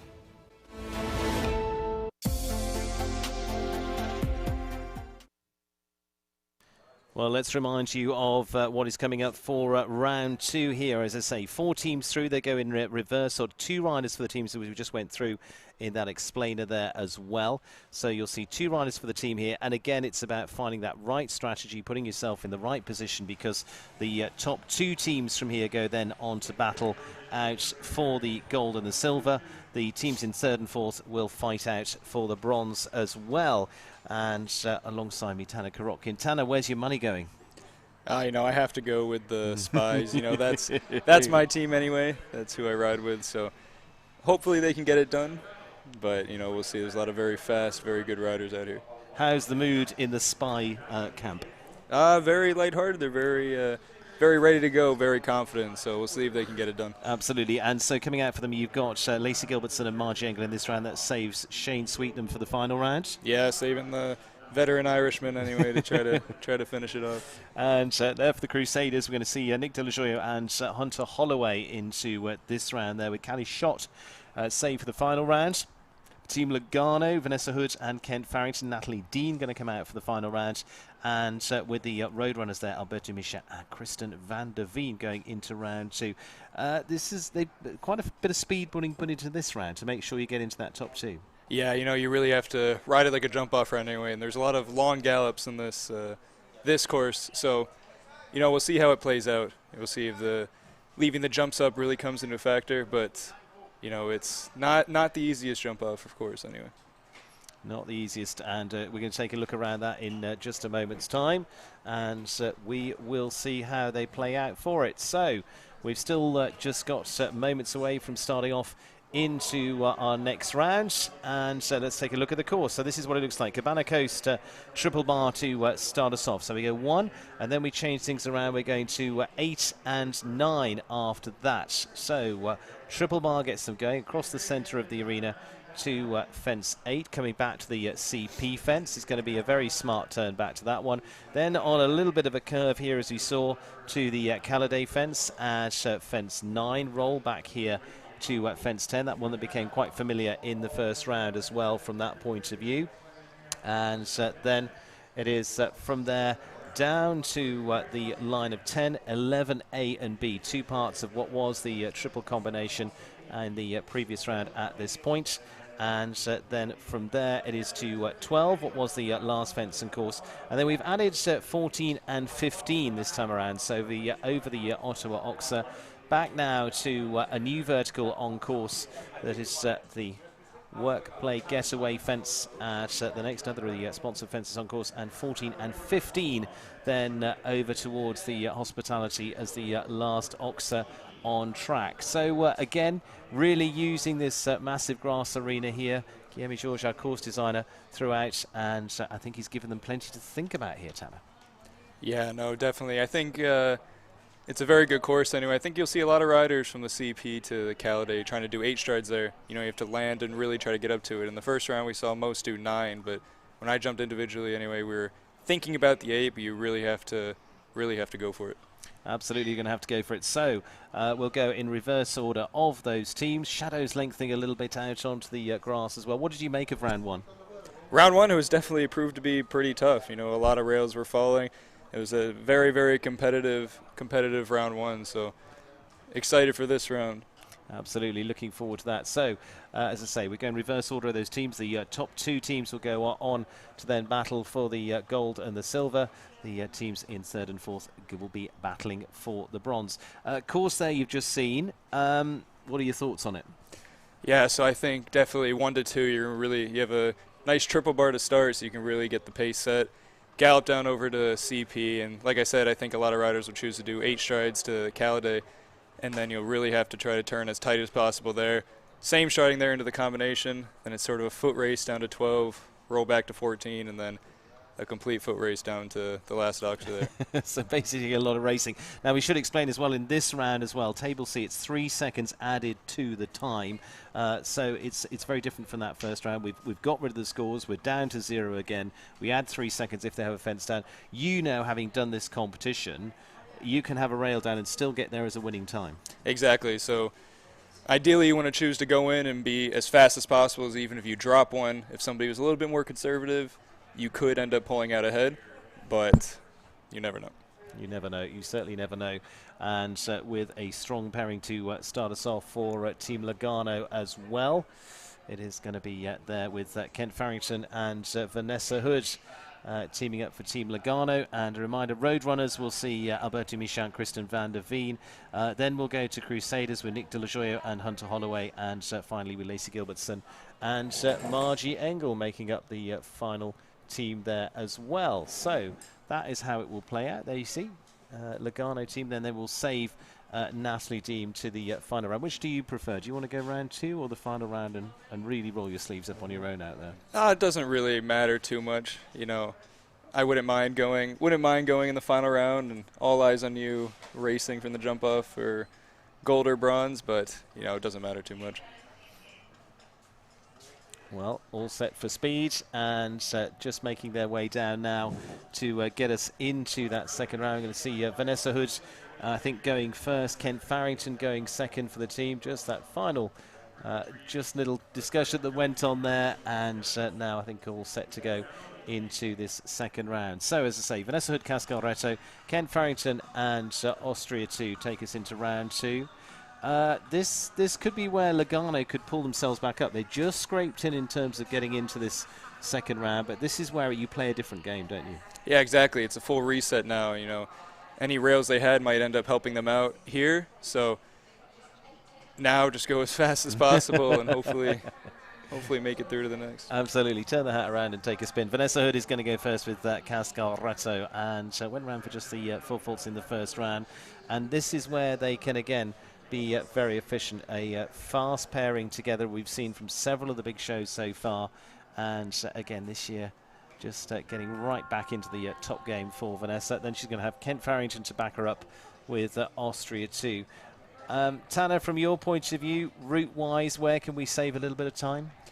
So one is a triple bar. You could really get a good gallop at that, fly over to CP, and I really think if you have a big stride horse, 8 strides to the Caladay will do you a lot anyway. And then the roll back to that, there's not much you can do there. And then down to 12, 14, 15, the last few jumps are where you can really win it for yourself. Well, there she goes. She showed you exactly how to do it. There we go. Nice cut across there to get the 8. Round back quickly for Vanessa Hood. Very good so far. Again, you just got to be a little bit careful coming into that double, haven't you? You just could take that vertical with you. Yeah, no, exactly. She got a little bit close there. Her horse covered it perfectly. Oh, to a fence, and then this is where we've got a couple of extra fences coming into play, 14 and 15.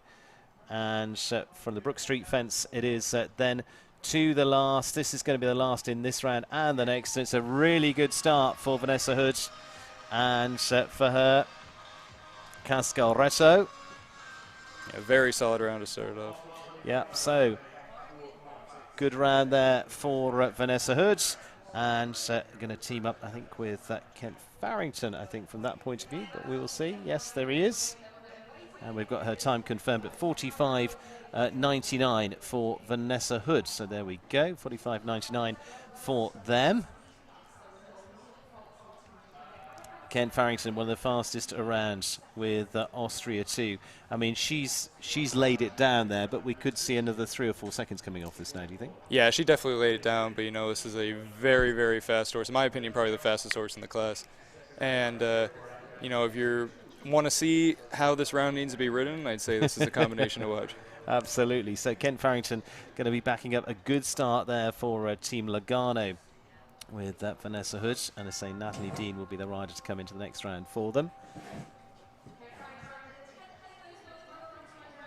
Now they're looking to make a climb up here because they're 8th in the championship so far. They've been 7th, 8th and 6th. So whatever happens today, they're going to have their best finish so far into the Major League team event.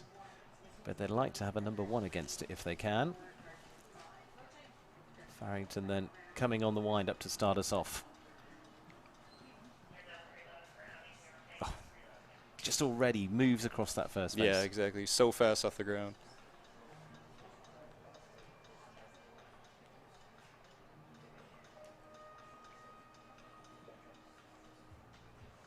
So good on the turn back there, and again just enough to keep them off the front bar of that Premier Equestrian fence.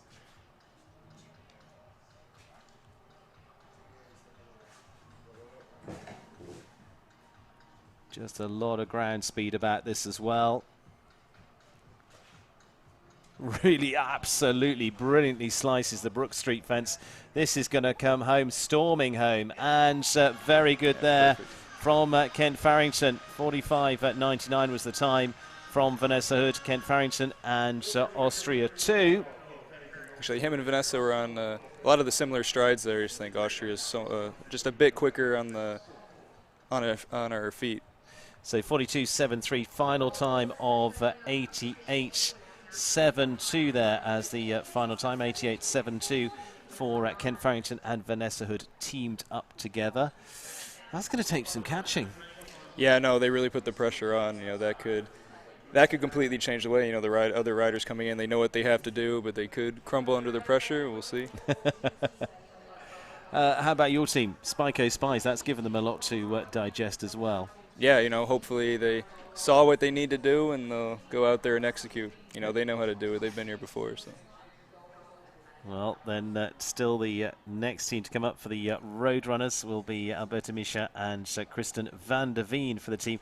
2 again that could really put a different complexion on this, and he's got the lovely Bugatti, 16 years of age now. This horse knows how to do it, a rider that knows how to do it.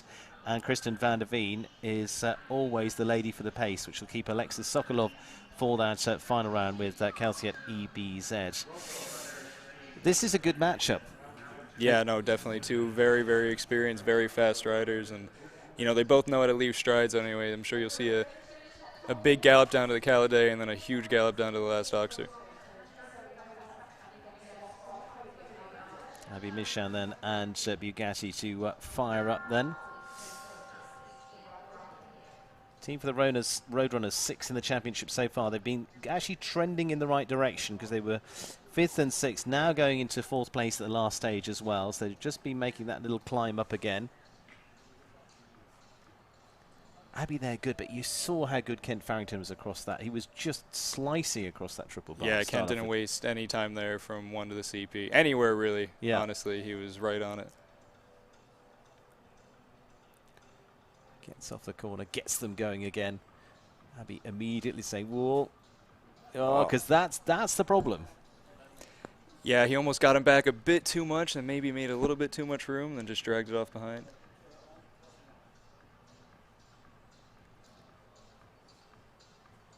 Just going to be 3 seconds to add to the score, remember. And we'll get across the line 47.21 for Alberto Misha and Bugatti. So with that added in, 47.21 for Abby Michan for the Roadrunners team. Makes it a little bit harder. Yeah, no, definitely. But Kristen knows how to go fast. So.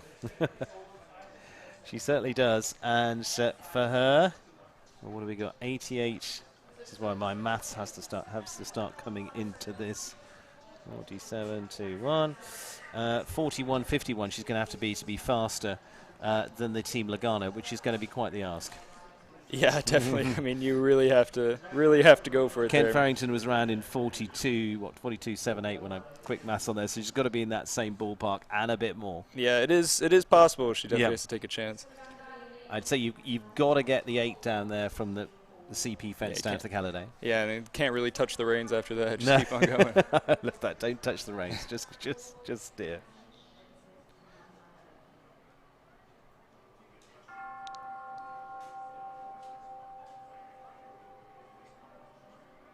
So here we go. The key part, though, for them as well is put enough on this to stay ahead of the other two teams, because as much as you want to compete against what the Team Lugano did, you've also got to hold off the Spy Coast squad and the Crusaders as well, and she is definitely going to go for it.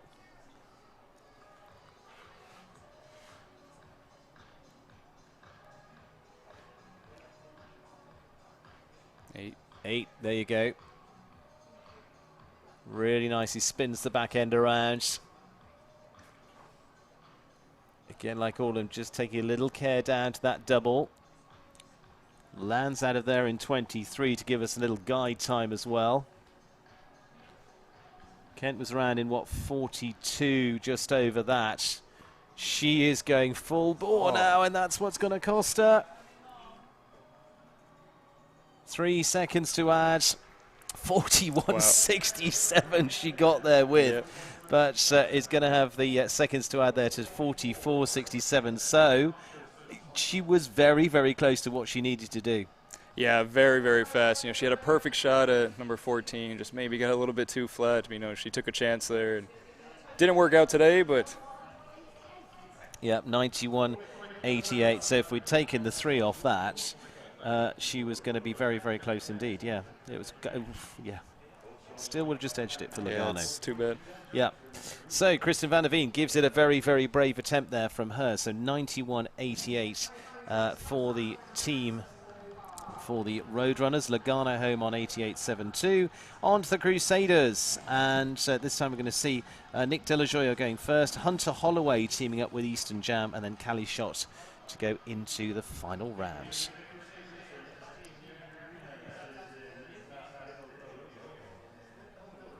88.72 from Team Lugano. Again, you see a cut line there. You say, why is that there? Well, because you need to be in those top 2 teams if you're going to ride for the win.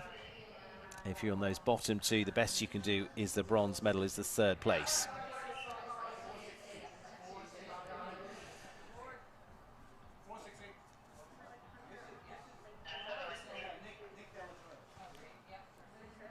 Nick De La Gioia then looks as though he's going to go first for the Crusaders. I'd love to ask you about a strategy here, but basically it's go. Yeah, basically go, try to keep the jumps up, go as fast as possible. Sometimes the sport's quite simple. Yeah. Sounds simple anyway. Sounds not exactly when you're riding it. No, exactly.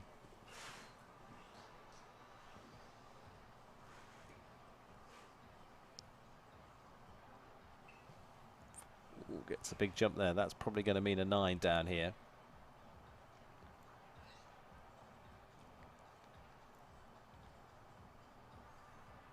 Gets back to this primary equestrian fence. Lands there in 26. So remember, Kristen van der Veen was 23 coming out there. It's going to be a little bit behind that. But remember, they had seconds to add, whereas still Nick has got a clean sheet at the moment. So there's a little bit of a balance between the two. Oh, and that's close. That stage. Final fence looks good. And so we'll get them home on 45.32. 45.32 for Nick De La Gioia. So from the point of view of going up against the Roadrunners, 91.88. Yeah, no, I think Nick rode that perfectly. You know, he did what he had to do. Right now, if the next rider can put a good round in, they're in a very good spot. So. Well, and again, if the next rider goes 46.56 or faster, they go faster than the Roadrunners from that point of view. Hunter Holloway, Eastern Jam. So we've seen them down to 41, 42, if they're really taking a run at this, round about 45s with a few of them. So a very good chance here. But then they've also got to take into account the Spy Coast Spies still on the last. So Hunter Holloway and Eastern Jam. Yeah, and Hunter's a very, very fast, very, very accurate rider, so no doubt in my mind she could get it done. Yeah, went clear last time around. Hit Angel Stone into that second round with this combination.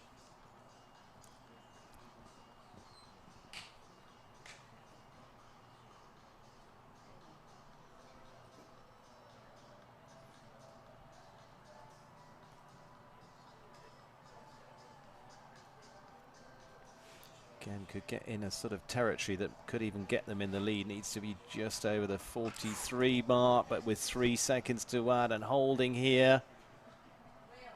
That makes it hard. Now again, start thinking about the other time, which is 91.88, being faster than that. Like I said, 46.56 or better still gets them faster than the Roadrunners at the moment.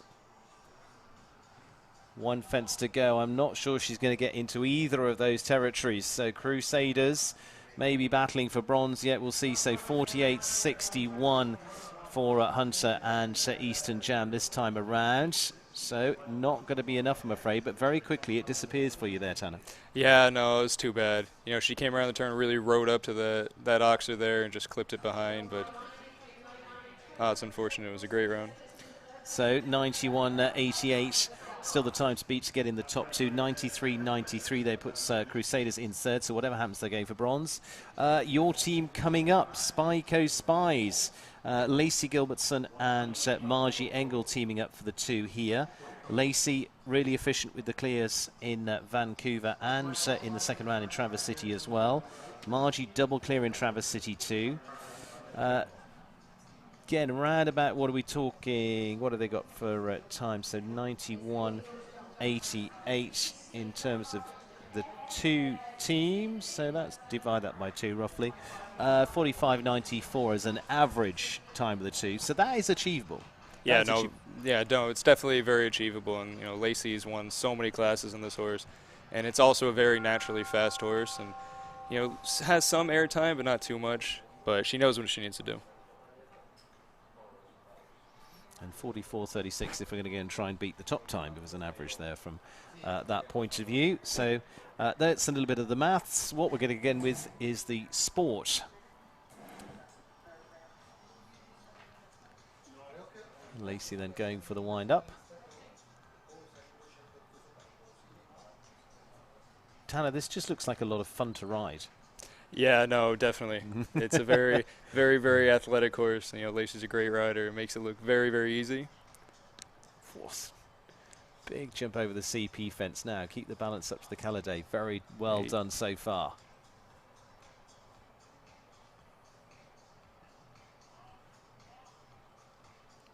Oh. Go. Gets out of there in 24 was thereabouts. So it's just about right. Just got to be careful at this Brook Street fence. Plays it well so far, and this is very good from them. 43.76, as you say, perfect. Absolutely spot on for them. So 43.76 for the Spy Coast Spies. And what does that leave them? To try and get ahead of the leading team for Team Logano, 44.96 or better. Yeah, you know, we have one of the most experienced U.S. riders coming in there now, Margie. You know, I have no doubt in my mind she can get it done. All we have to do is get into the gold jump off anyway. Absolutely. So either way, if you want to be ahead of Team Logano 88.72, but get in there, as you say, 91.88.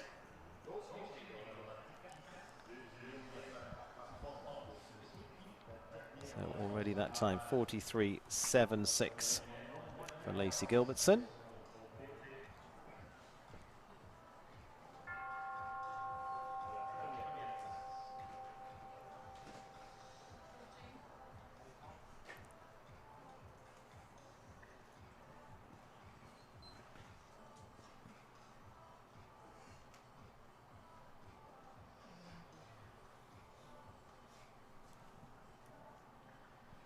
So 48.12 or better to get into that gold medal matchup.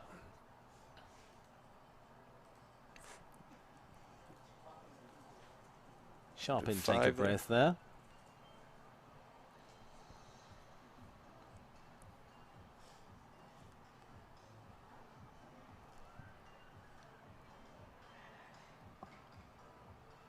Still good for time as well. Going to be very good for time if she leaves the last up, which she does, 44.68. And so 43.76, 44.68 added into that as well. We'll see them at 88.44 as the fastest of the group overall. So it is going to be Spy Coast coming back into the top spot. Logano also going to be competing against them, which is going to be fun to watch. Roadrunners and Crusaders are going to be back for that next round. And literally going to be a few moments before we go into that. But Spy Coast, your home team, Tanner, that was efficiently done. Yeah, no, I mean, they couldn't have written it any better.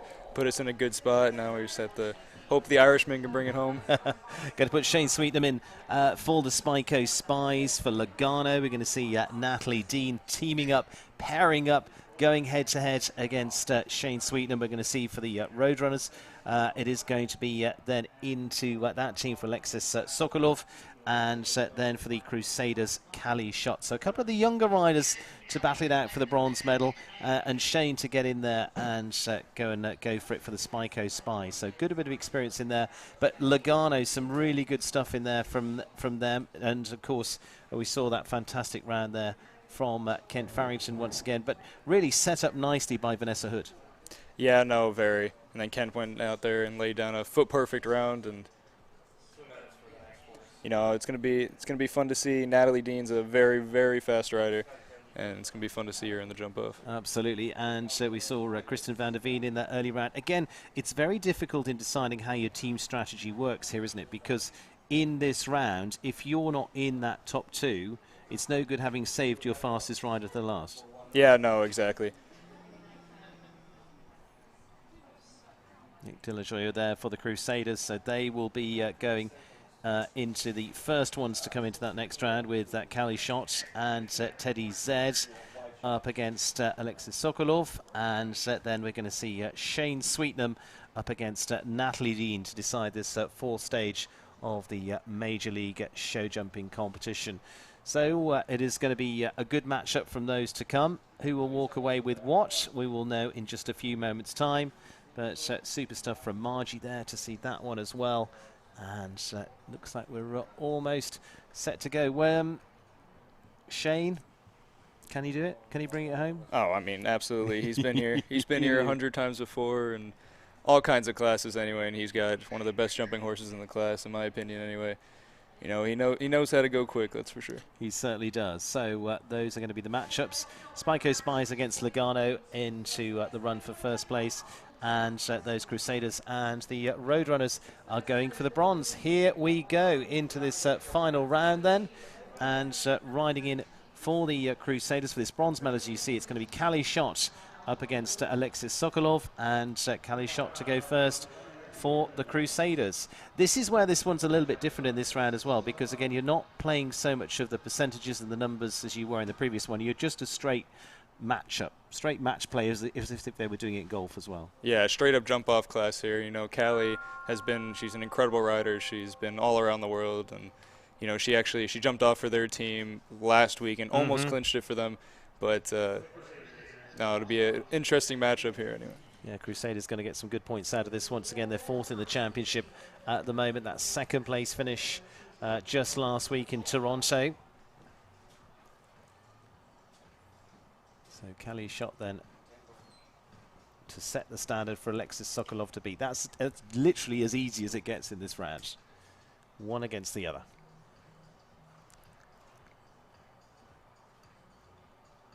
Covered the ground well.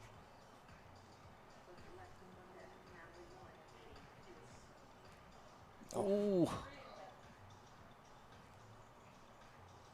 So 3 seconds to add 4. Remember, it's not like earlier on.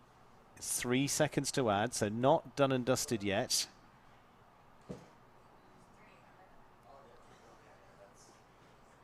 Get home as fast as you can, as simple as that. Chase down to the last, and going to be those 3 to add in there to 47.97. And so 3 added for Callie Schott. Teddy said a good round, and again, for them, they got a good spin back here, but that fence, the Premier Equestrian fence early in the round, as we can see here, has caught them. What's the danger here? Yeah, you know, it just comes up very quick. You do a nice tight rollback down to number 10. It's a big ox, you know. Actually, she rode it well. It just didn't quite show up the way she wanted it to. So that leaves the door open. 47.97 is the time to beat to go. Be heading on to the podium for the bronze for Alexis Sokolov and Caliciette EBZ.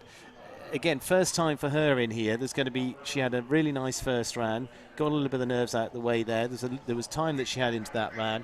She's got a little bit of breathing space with this one. Yeah, no, exactly. And Callie just knocked a jump down, but she still needs to be efficient, still needs to be quick enough. Callie was definitely moving, but she can take a deep breath, sort of just ride her around, and doesn't have to do anything too crazy. Absolutely. So 47.97 to beat for the rider for the Roadrunners. Then we see the matchup between Team Logano and the Spyco Spies. Alexis, as we heard earlier, training with Consuelo. He'll have plenty to have passed on to her for this round. Yeah, exactly. She has one of the most experienced riders in the world there helping her. So if there's any nerves at all, I'm sure he'll snap her out of it. He was saying a little bit earlier on, and I mean, you're a little less experienced than Connor from that point of view. Yeah. How much he enjoys the pressure. How do you soak it up? How do you deal with it now? You've dealt with a bit of it. Yeah, no, exactly. I mean, that's the fun in the sport. You know, any sport out there, you know, getting in the ring and the pressure of all eyes being on you and knowing you need to clinch in, jump clear. That's the whole fun in it. That's why we all do it. Yeah.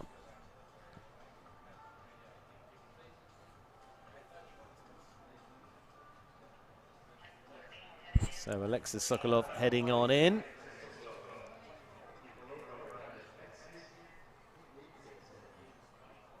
Time to beat 47.94 for the bronze.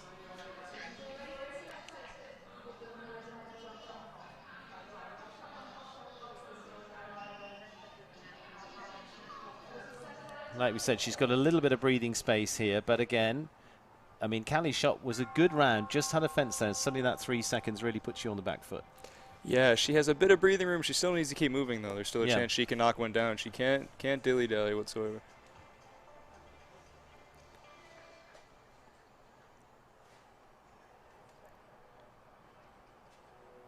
First time into this position then for Alexis.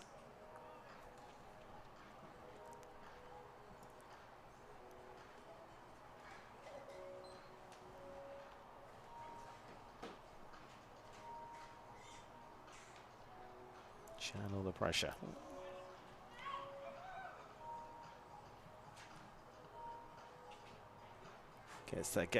Gives that one a little bit of a rock.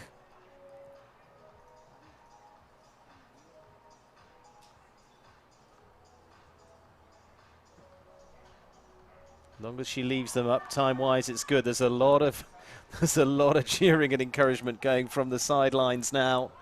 She's getting within to her home. One more fence to go, 47.97 to beat. She's just got to keep a little bit of pressure on here and leave this one up. Oh, and it's going to go down. 47.13, and yeah, we got a 3 seconds to add to that, 50.13.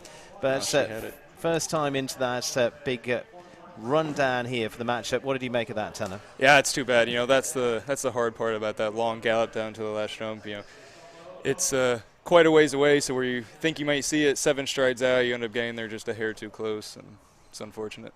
Well, either way, it is going to be the bronze medal position going to the Crusaders. Now we go for the matchup for the gold, and it's Team Logano against the Spyco Spies. So buckle up with these pair coming in. It is going to be Natalie Dean against Shane Sweetnam. So Natalie to go first. Shane gets the prime position of going last, having earned that from that point of view.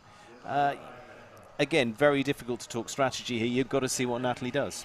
Yeah, I mean, Natalie knows she has one of the best riders in the world right after her, so she's really got to set the tone there and go for it. How do you then, if you like, a little bit keep that out of your head and just keep to your own plan? Once you're in the ring and you snap into the zone and start going around the course, you sort of forget everything around you. Yeah. Natalie Dean then Shane's with the Elan Further team. Erin Ballard on the sidelines as well. Got some great support there. She's already ridden on US teams as well now.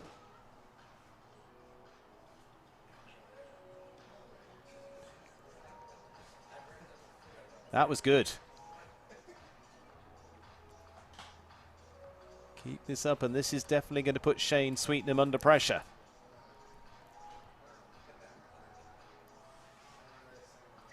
Lands under there in 24, a whistle goes across the arena. They need a little bit more pace in the final couple.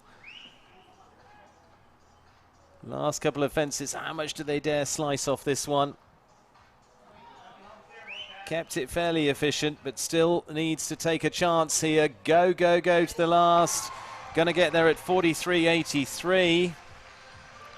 Yeah, you know, that was a very, very quick, very well-ridden round. If I had to say where Shane could catch her is yes. 9-10 Caladade to the Premier Oxer. Yep, on that rollback. Yep. Just got a bit hung out there. So 43.83 time to beat for them. It's a very beatable time. But it's, again, if he touches anything, he's in trouble. Yep, exactly.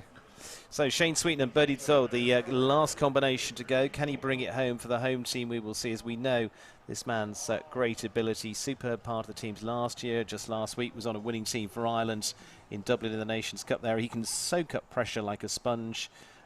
This is about what he can do here. So Shane Sweetnam last to go here in Ottawa. 43.83 to beat. Simple as that.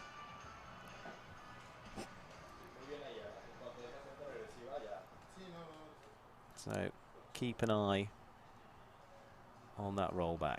She was very good on the efficiency from the CP fence up to the Caladade. Yeah, no, exactly. And I think she caught the 8 very well. Just sent her out maybe a touch too far, but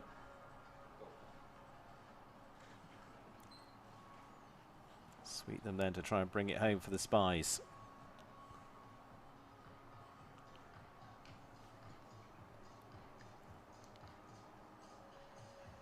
Here's one of the keys. Good, very tight there. But is it enough? Ooh. Again, can't afford a rail. Oh no! Oh no!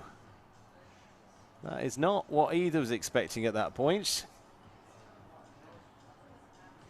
Well, the clock will keep rolling up, but unfortunately, it means it's not going to be for the Spy Coast Spies. Go on, Tanner, give me the expert view of what we couldn't really completely see that. Yeah, it was tough to see what happened. I'm not sure exactly what happened there, but it's too bad. Well, there we go. It is going to be obviously a bigger time for Shane Sweetnam, but it also shows that things can change round very, very quickly indeed. So it is going to be the first win. I said it might be a bit of a fight back for Team Lugano this week. Put it out there. Well, there we go. It is going to be a win for Team Lugano. And Spy Coast, regardless, you get the second position there. You should get some good points to get up there in the championship. And unfortunately, then it just didn't work out at the water tray for Shane and the team there. But second spot for the Spies in the end. Third place for the Crusaders, getting up onto the podium there. Very nicely done for them. And off on their victory gallop. Congratulations to Natalie Dean. Super stuff for her as she brings it home for Team Lugano, who've been looking to get off the bottom. They were 8th in the championship, of 8 at the moment on just the 6 points. This will give them 16 points. So they will make a big leap up the overall table for them.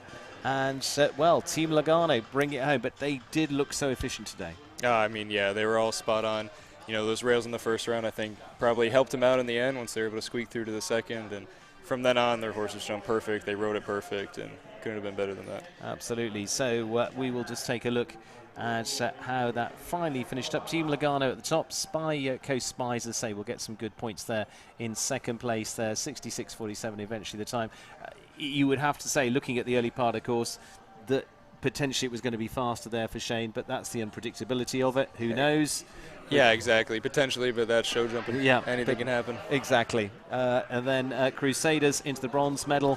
Roadrunners into the 4th place overall for them. So that is going to be the overall lineup for them. Congratulations to Team Logano, who start to make the big turnaround here from that point of view. We're going to take another look at that winning round as well in just a second too, but Team Logano bring it home. Team Logano made up of Vanessa Hood, of Natalie Dean and Kent Farrington, all playing their own part within the team competition. Very well done to them indeed. Super stuff for that lineup. And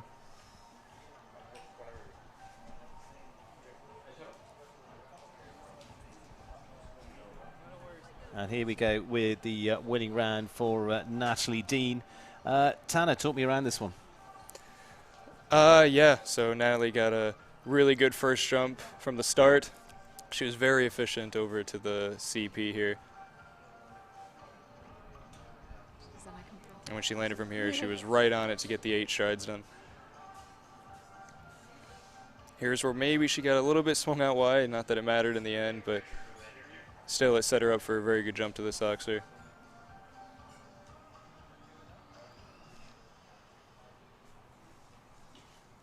Looking good at this point, and well, as you know, unfortunately that was where Sweetenham came unstuck, but overall a really good team effort. And here to the final two, she kept her cool. Oh, she definitely kept her cool. She rode it spot on, you know. She did what she had to do. It worked out for them, and you know, she honestly couldn't have ridden it better than that. There we go. Natalie Dean brings it home. We're going to go and catch up with Natalie as well, who's down with Hannah any second now, but it is a win for Team Logano. Congratulations to them as they bring it home here in Ottawa.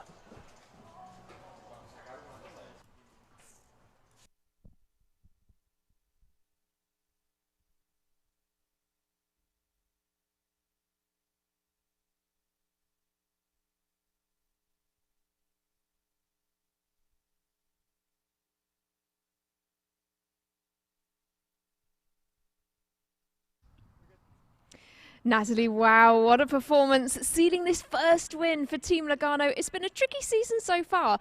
Is this the start of great things for Team Logano? I think so. I think we're a really strong team, and I think this week we really proved to everyone that we're not the bottom of the pack. Well, you've had a sixth, a seventh and an eighth, now a win. What was it that turned it around for the team today? I think this week we really focused on the team competition, and I think we had a lot of team spirit, and really we're gonna prove everyone wrong this week, and I think we did that. Absolutely, and you've got such a strong lineup. You've got some amazing established talent, some fantastic young riders in the squad as well. Tell us a bit about that mix in the team. I think it's a really fun team to be with Kent and Aaron, who have so much experience, and then for Vanessa, Hillary, myself, and Carly to be able to learn from them and watch them, and they really cheer for us, and it's been really fun. Was the aim today to get on the podium? Yeah, I think so. Well, what's the plan for the rest of the season? Who's it going to be at the next leg? I'm not sure who it'll be at the next leg, but I think the aim is to always be on the podium the rest of the season. We can't wait to see what you do. Huge congratulations again to the whole team. Thank you.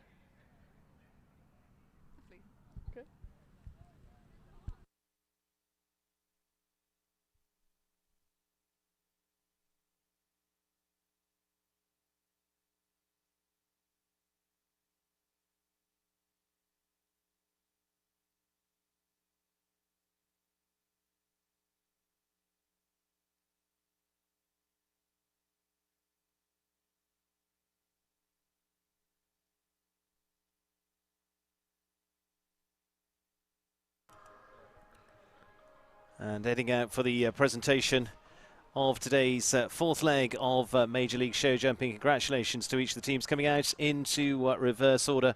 For our top three teams, and finishing in third, the Crusaders with Nick De La Joya, with Hunter Holloway and Callie Schott.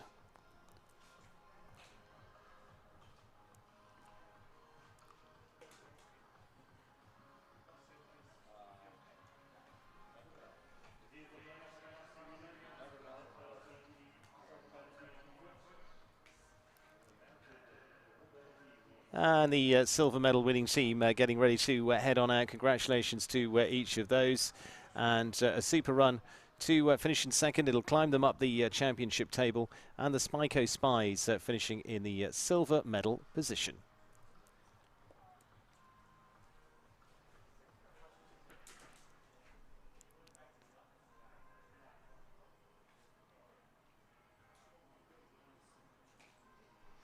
Spyco Spies, this time made up of Lacey Gilbertson, Margie Engel, and Shane Sweetnam.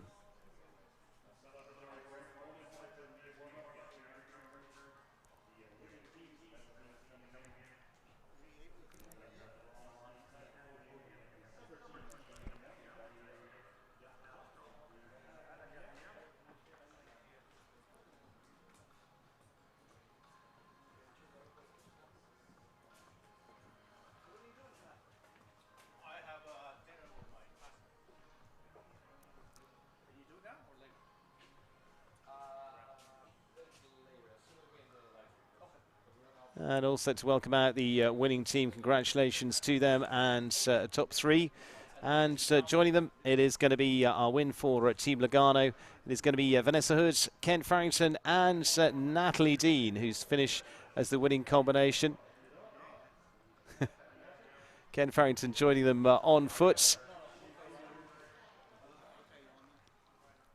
And rugged up and ready to go. Thank you, Kent. Unfortunately, just not coming forward aboard, but there is definitely part of the squad there for Kent Farrington. Congratulations to him and the top three for the team making their way out for Team Lugano as they get their first win out of the lineup. It is very well done to each of those. And there, our top three teams, Team Lugano, Spyco Spies and Crusaders for the bronze.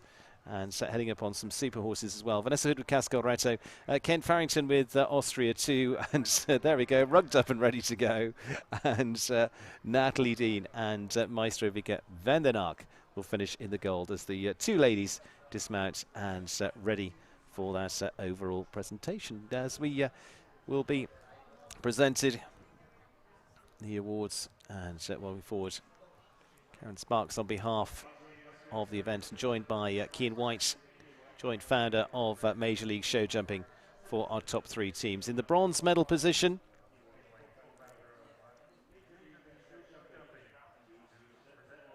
be the team for the Crusaders in bronze. Stepping up, it is Nick De La Joyo, Hunter Holloway and Callie Schott. Cian and Karen giving their congratulations to both, and thanks to Karen and all the team for lovely hosting here at the Wesley Clover Parks for the very, very first time. This fabulous venue in the capital of Ottawa. Great history to it as well, and ongoing the medals for the top three.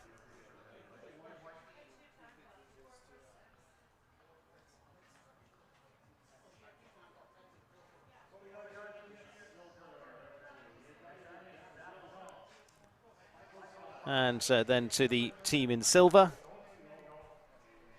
Very close to the Spyco Spies, Lacey Gilbertson, Margie Engel and Shane Sweetnam.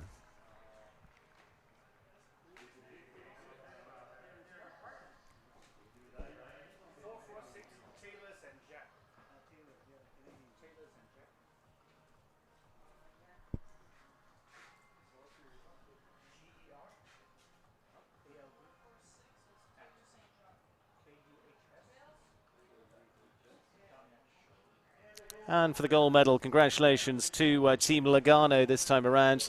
Off the bottom of the table in fine style with a win here in Ottawa for Vanessa Hood, Kent Farrington and Natalie Dean.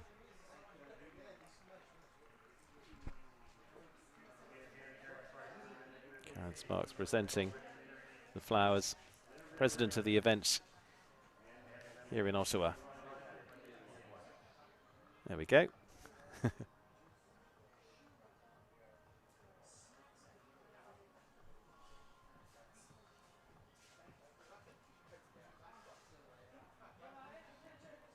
Ken Farrington, and finally the rider who rode to the win, Natalie Dean. So photos with our top three teams, and completes, of course, the team competition here. Tomorrow we're back with the Grand Prix as well. Looking forward to that here in Ottawa, to be back tomorrow afternoon. We've also got the winning round in the morning, but flowers aloft for our top three teams here. Team Lugano, Spyco Spies and the Crusaders.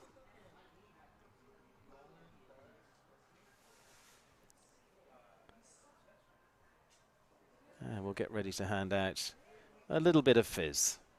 I think the bronze medal team might get in there a bit quickly. Getting a little bit of revenge there on Kent Farrington. Nick Delajoyo. A good champagne spray to finish off.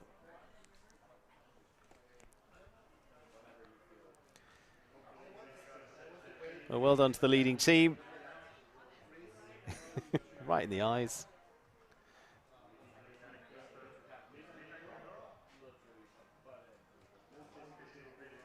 And ready for his victory gallop. On goes his rug again for Kent Farrington.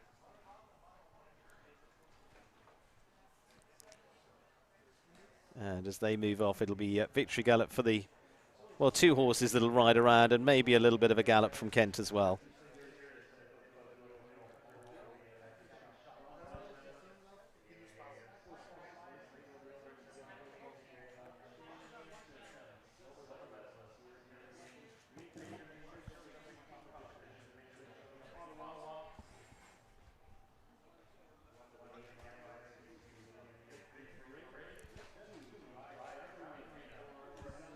And so mounting up, super horses well, Cascalretto, Maestro, and maybe a bit of fancy footwork from Kent Farrington as well as they go on their victory gallop.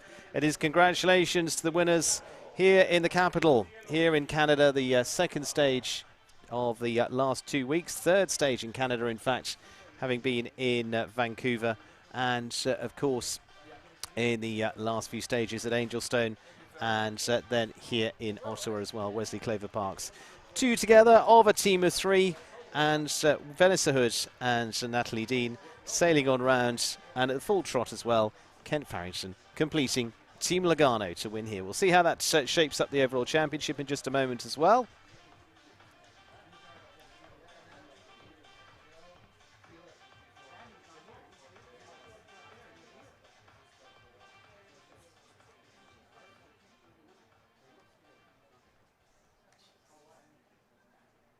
And here we go, Helios still at the top as we expected, 32 points, closing the gap to 7.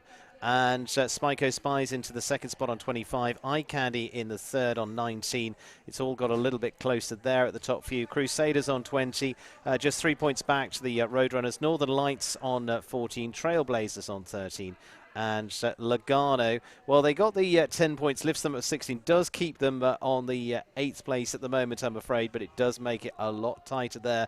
Another good finish for them, and they could be sitting a lot higher up there. In fact, let's just do that one, because 16 points means they're going to be above Northern Lights and Trailblazers. So my quick maths puts them into 6th place in the championship at the moment. And so leaves Northern Lights and Trailblazers in 7th and 8th. So from that point of view, well done to our leading lineup. And for them, it is still going to be Helios at the top of the table, still reigning supreme as we'll go into our 5th stage of the competition in Traverse City over the next couple of weeks. Going to be into mid-September for that one, and what a week that's going to be, as well as it also includes the American Gold Cup as the Grand Prix as well. That's incorporated in there too. So a massive week of sport still to come, and many stages yet. Of course, we'll head off to Mexico into the end of October and into November as well, and then finally to California. There you go. It is going to be a final lineup of the Logano team into 6th place. Helios lead the way. Thank you very much for joining us here in Ottawa. Say we can join us for coverage tomorrow as well of that Grand Prix. We look forward to seeing you then.